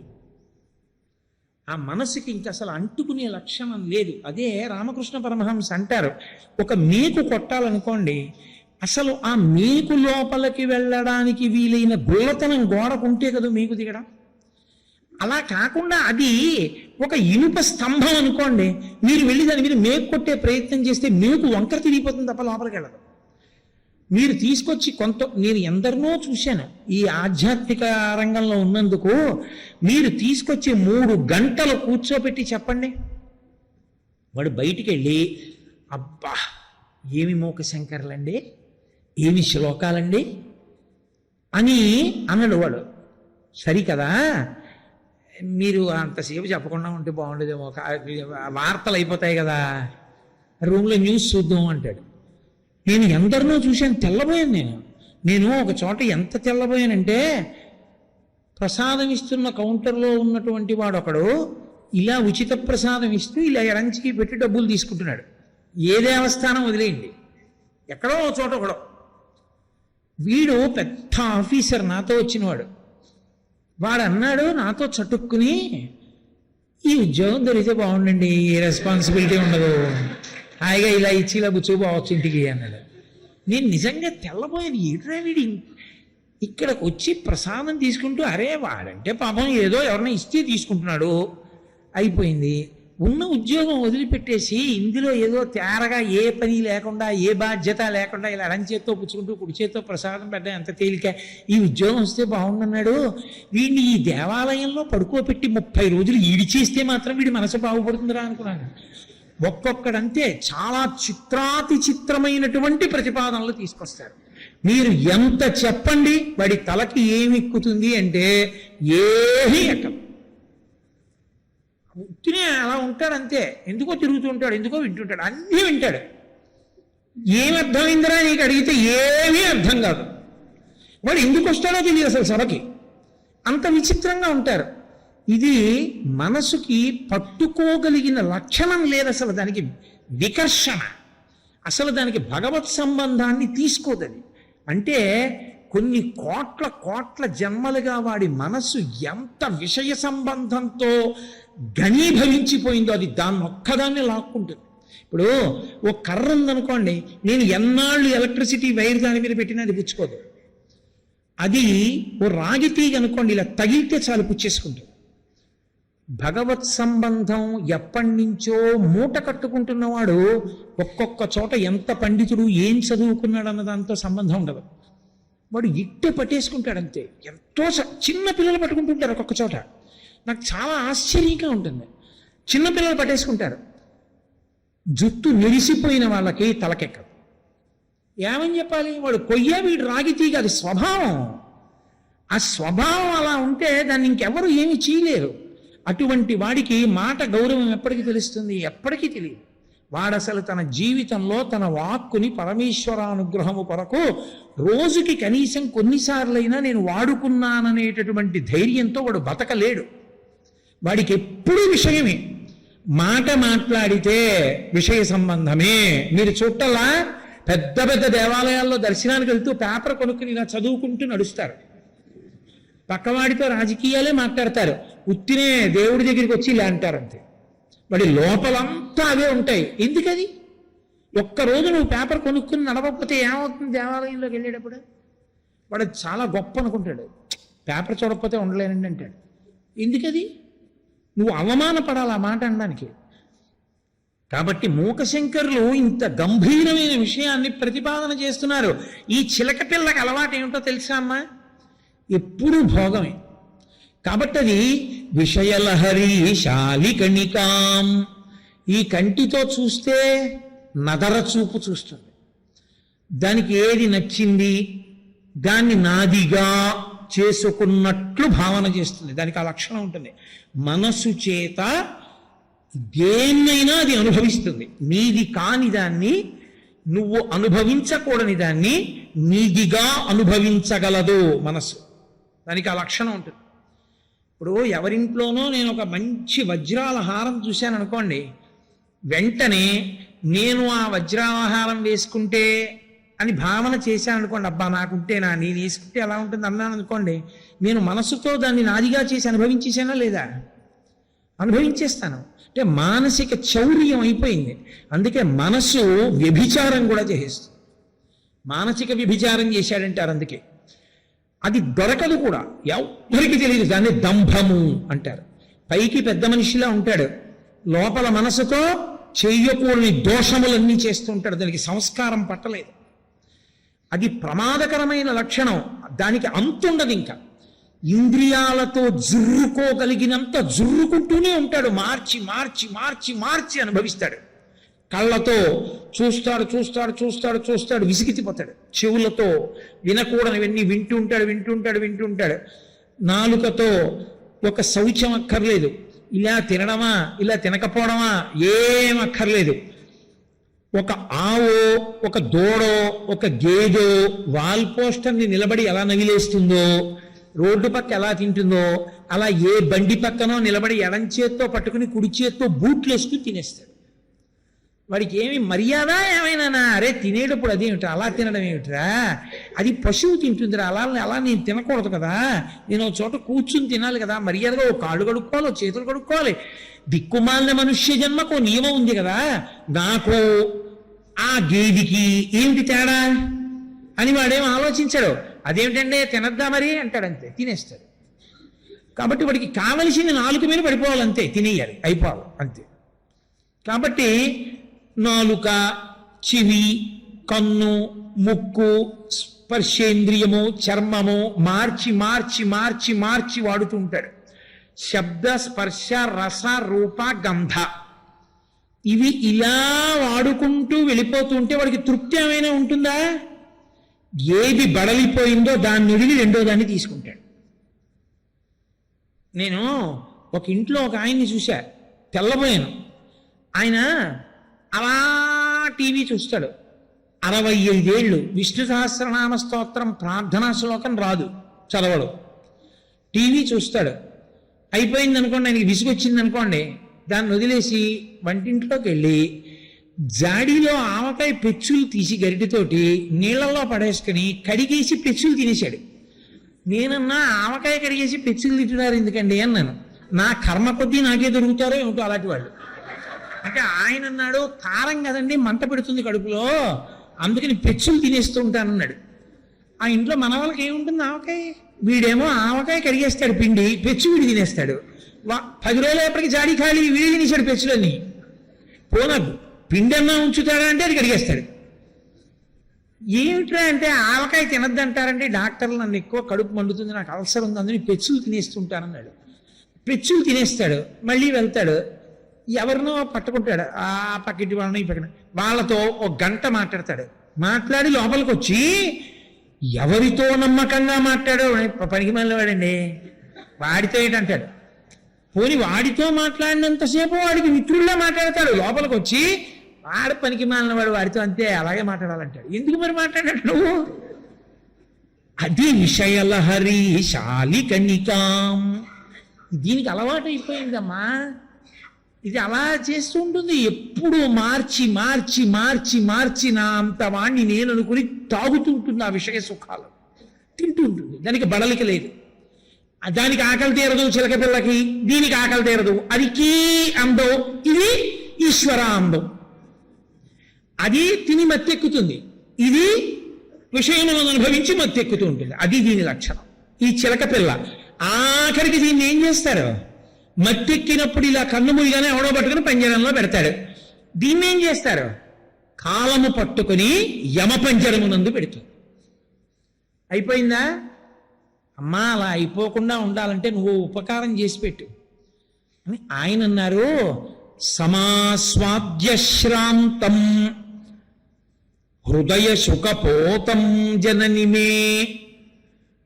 ఆయన పిలవడం చూడండి ఎంత అద్భుతంగా పిలిచారంటే అమ్మవారిని, అమ్మా కృపా జాలే పాలేక్షణ మహిషికామాక్షి రభస. రభస అంటే వెంటనే. అయితే సరే నీ సంగతి రేపు చూస్తానుండు అనకమ్మా. వెంటనే ఏం చేస్తావో తెలుసా? ఓ తల్లి కామాక్షి, నువ్వు పాలేక్షణ మహిషి, నువ్వు నుదుటి యందు కన్నున్నటువంటి వాడికి ఇల్లాలివి. ఎందుకు ఆ మాట అన్నావు? నుదుటి యందు కన్నున్నవాడు కాముణ్ణి కాల్చినవాడు ఆ కంటి మంటల చేత. కామమే కోరిక, కోరికయే విషయ ప్రవాహమునందు పడిపోవడానికి కారణం. కాల్చిన వాడు ఇల్లాలివి కాబట్టి నీకు ఆ కామము నుండి తప్పించగలిగిన లక్షణం ఉన్నదానివి. ఆయన ఇల్లాలివి కాబట్టి ఈ దిక్కుమాలిన విషయ ప్రవాహంలో పడిపోకుండా నన్ను చెయ్యగలవు. కాబట్టి కృపాజాలే, ఇంత పాడైపోతున్న వాడివి నేనెందుకు చూడాలంటావేమో. అమ్మా దయ అన్నది ఎవరి మీద చూపిస్తారు? పాడైపోతున్న వాడి మీదైనా చూపిస్తారు. బాగుపడుతున్న వాడికి దయ ఎందుకమ్మా? నేను పాడైపోతున్నానమ్మా అని చెప్తున్నాను కదమ్మా, అందుకని నా మీద దయ చూపించు. దయ చూపించడం ఎలా చూపిస్తావో తెలుసా? నేను ఇలాగే తింటుంటాను, ఇలాగే పడుకుంటాను. నువ్వేం చేస్తావో తెలుసా? వేటగాడు వలపన్ని పట్టుకున్నట్టే నీ దయ అన్న వల నా మీద విసురు. దాని కింద విషయములే పెట్టు, నేను దొరికిపోతాను నీ వలకి. దయ అన్న వలలో చిక్కుకుంటాను. ఇప్పుడు నువ్వు నన్ను పైకి తీసి గృహీత్వా. ఎంత చిలక్కి చెప్పినట్టు చెప్పారు అమ్మవారికి. అది విచిత్రం. ప్రతి మాట వదిలిపెట్టకుండా చెప్పారు. రభస వెంటనే, గృహీత్వా పట్టుకో, రుంధీదా పైకి తీసి తవచరణ పంజరపుటే, నీ పాదములనే పంజరంలో పెట్టేస్తే ఇప్పుడేమవుతుంది? అక్కడ తింటుంది, ఇదే తింటుంది. మళ్ళీ వాళ్ళ కింద ఏముంటాయి? ఎవరు పట్టుకున్నా నూకలే ఉంటాయి. నీ పాదముల కింద ఉండి నూకలు తిని నీ పాదముల దగ్గర మత్తుగా ఎలా పడుకుంటుందో తెలుసా? నీ అనుగ్రహంగా తింటుంది. శబ్దములను వింటే అబ్బా, భగవతి ముందు వాయించిన వీణ దర్బార్లో ఎంత గొప్పగా ఉంది అని వింటుంది. అమ్మవారి మీద కీర్తనలు వింటుంది, అమ్మవారి ముందు వాయించిన వేణునాదం వింటుంది, అమ్మవారికి సంబంధించిన పాటలు వింటుంది. ముత్తుస్వామి దీక్షితుల వారి కీర్తనలు వింటుంది, శ్యామశాస్త్రి వారి కృతులు వింటుంది, త్యాగరాజస్వామి వారి కీర్తనలు వింటుంది, పొంగిపోతుంటుంది. ఇంతకుముందు పనికి మారిన వింది, ఇప్పుడు భగవత్ సంబంధమైనటువంటి శబ్దములను విని పొంగిపోతుంటుంది. ఇంతకుముందు నాలుక మీద అడ్డమైనవి వేసుకుని తింది, ఇప్పుడు భగవత్ ప్రసాదంబు కన్నుల కద్దుకొని ఆస్వాదించు భక్తుల గుంపులొకట. ఈశ్వర ప్రసాదమని కళ్ళకద్దుకుని నోట్లో వేసుకుంటుంది. అప్పుడు తింది, ఇప్పుడు తింది. ఈ పంజరంలో ఉంటే తేడా ఇది. కాబట్టి అమ్మా నీ ప్రసాదంగా తినడం నేర్చుకుంటుంది. అలాగే ఇంతకుముందు చూసింది, ఇప్పుడు చూస్తుంది. ఏమిటి చూస్తుంది? ఆపాదమస్తకం పరమేశ్వర మూర్తిని చూడ్డానికి ఇష్టపడుతుంది. ఎక్కడ ఏది చూసినా భగవద్విభూతి చూస్తుంది. ఎవరో తల్లి కనపడింది, అబ్బా మా అమ్మ కామాక్షి పరదేవత వచ్చి ఇలా కూర్చుందంటే. ఎవరినో చూస్తుంది, మా తండ్రి ఏకాంబరేశ్వరుడు అంటుంది. పచ్చని చెట్టు చూసింది, నమో వృక్షేభ్యో, నా తండ్రి పరమేశ్వరుడు ఈ చెట్టు రూపంలో ఉన్నాడంటుంది. ఎవరినో దీన్ని చూస్తుంది, అబ్బా పరదేవత వచ్చే జన్మకి పుణ్యం కట్టుకోరా అని నా తల్లే ఈ దీనుడి రూపంలో వచ్చి నా దగ్గర ₹1 పుచ్చుకుని నా జీవుడికి పుణ్యం వేసిందంట. ఎక్కడా నేనని అహంకారం పొందదు. అంతటా కామాక్షి దర్శనం చేసి పరవశించిపోతుంటుంది. ఈ పరవశం మత్తు. అక్కడ విషయ సుఖానుభవం మత్తు వల, కాలమనేటటువంటి వలకి దొరుకుతుంది. ఇక్కడ అమ్మవారి పాదపంజరమునందు ఉన్న కారణం చేత అన్ని భగవత్ ప్రసాదంగా అనుభవించి అమ్మవారి పాదపంజరం అనేటటువంటి దాని ఎందుకు కూర్చుంటుంది. ఇప్పుడు అందులో కూర్చుని అందులోనే ఉండి అందులోనే శరీరం వదిలిపెడుతుంది. అమ్మవారి ఎందుకు కలిసిపోయిందా లేదా? కలిసిపోయింది. అమ్మా నా అంత నేను రక్షించుకోలేని బలహీనుణ్ణి అని తెలుసుకుని నా మనసు అనేటటువంటి చిలక పిల్ల విషయాల కోసం ఇలా తిరుగుతుంటే తల్లి అనుగ్రహించి నువ్వే నా చేతకానితనాన్ని, నా పనికిమాలినతనాన్ని, నా విషయ సుఖముల యందు ఉన్న అనురక్తిని, నాకున్న పక్షి పిల్ల తత్వాన్ని గ్రహించి అయ్యో పాడైపోతాడని నన్ను నేను ఉద్ధరించుకోలేకపోతుంటే నీ దయా అన్న వల విసిరి పట్టుకుని అమ్మా నీ పాద పంజరం అనేటటువంటి దానిలో బంధించి నేను నీ యందు కలిసిపోయేటట్టుగా నన్ను అనుగ్రహించు, లేకపోతే నేను పాడైపోతానమ్మా అని అద్భుతమైన శరణాగతి. బహుశః శరణాగతికి కేవలం ఏదో చరణవు శరణం ప్రపద్యే అనకుండా చాలా అద్భుతమైన రీతిలో తన బలహీనతని భగవతి ఎందుకు తన పట్ల అనుగ్రహం చూపించాలో విశేషమైన అన్వయం చేస్తూ భగవతికి చెప్పుకున్న శ్లోకం ఇది. ఎవరో కంఠగతం చేసి అది కీ అని అరవడం. దాని రహస్యం ఏంటంటే నువ్వు కీ అని అరవకుండా తిని పడుకోవడం కాదు, కీ అని ఈ శ్లోకాన్ని అంటే అమ్మవారి దగ్గరికి వెళ్ళి ఎవడు ఈ శ్లోకాన్ని అరిచాడో, ఎవడన్నాడో అది విని ప్రతిస్పందించడం ఆవిడ లక్షణం. ఆవిడ దగ్గర బోలెడంత దయ ఉంది, ఆవిడ దగ్గర బోలెడంత శక్తి ఉంది. ఎవరి కోసం? ఆనమ్రేషు జనేషు పూర్ణ కరుణా వైదగ్ధ్యముత్తాలయ అంటారు మూకశంకరులు ఒక చోట. ఎవరు అమ్మా మేము చేతకాని వాళ్ళమ్మా మమ్మల్ని రక్షించమ్మా అని ఇలా నించున్నారో వాళ్ళని రక్షించడం కోసమని అంత దయా అంత శక్తి మూట కట్టు కూర్చుంది ఆవిడ. మీరు చూడండి, ప్రభుత్వం దగ్గర అప్పుడప్పుడు అర్హులైన వారు లేదని చాలా నిధులు మురిగిపోయాయి అంటారు. అమ్మవారి దగ్గర ఉన్నటువంటి అపారమైన నిధులు లెక్కలేనంత ఉంది దయ, ఉద్ధరించగలిగిన శక్తి. దానికి నేను అర్హుడనని నువ్వు కావలసింది దరఖాస్తు పెట్టాలి. అమ్మా నా అంత పనికి మాలిన వాడు లేడు, నా ఇంద్రియాలతో నేను సరిగ్గా ప్రవర్తించలేకపోతున్నాను, పాడైపోతున్నాను, అమ్మా అనుగ్రహించమని నువ్వు కీని చిలకవి కాబట్టి పలికితే ఆవిడ రక్షిస్తుంది. నువ్వు చిలకవై కీ అనకుండా పిల్లవై తిని పడుకుంటానంటే కాలుడన్న వాళ్ళకి దొరికిపోతావు. అందుకని కీ అనడం నేర్చుకో, ఈ శ్లోకం అనడం నేర్చుకో. ఈ శ్లోకం ఏ అమ్మవారి దేవాలయం దగ్గరికి వెళ్ళినా ఒక్కసారి చదువుకుంటే ఎప్పుడో అప్పుడు అమ్మవారు కృపాజాలే పాలేక్షణ మహిషి కామాక్షి రభస, అమ్మ ఆలస్యం చేయకుండా వెయ్యమ్మ వల అంటే తన దయా అన్న వల వేసి పట్టుకుని తన పాద పంజరమునందు పెట్టుకుని రక్షిస్తుంది. అమ్మవారు అలా రక్షించగలదని ఒక కవి అమ్మవారి గురించి చెప్పడం కాదు, మాట్లాడలేని కవిలోకి అమ్మవారు నేనే చెప్తే వీళ్ళు తట్టుకోలేరని అమ్మవారు కవిలోకి వెళ్ళి అమ్మవారే తన అనుగ్రహ శక్తిని కవి ద్వారా వ్యక్తం చేసింది. కాబట్టి ఆ పాదారవింద శతకమనందు చెప్పబడినటువంటి శ్లోకమునందు పూనికతో ఎవరు ఈ శ్లోకాన్ని కంఠగతం చేసి చెప్పుకుంటారో వాళ్ళకి భగవతి యొక్క పరిపూర్ణమైన అనుగ్రహం కలుగుతుంది.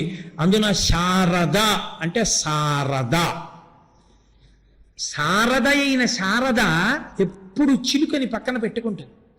ఇటువంటి క్షేత్రంలో ఈ శ్లోకాన్ని తప్పకుండా చెప్పుకోవాలి. ప్రతిరోజు అమ్మవారి దర్శనానికి వచ్చినప్పుడు ఒక్కసారి ఈ శ్లోకం చదువుకోవాలి. చదువుకోగా అన్న మాట నేను అన్నాను. ఎందుకని? ఆవిడ జగదంబ. రభస వెంటనే మార్పు పట్టుకుంటుంది ఆవిడ.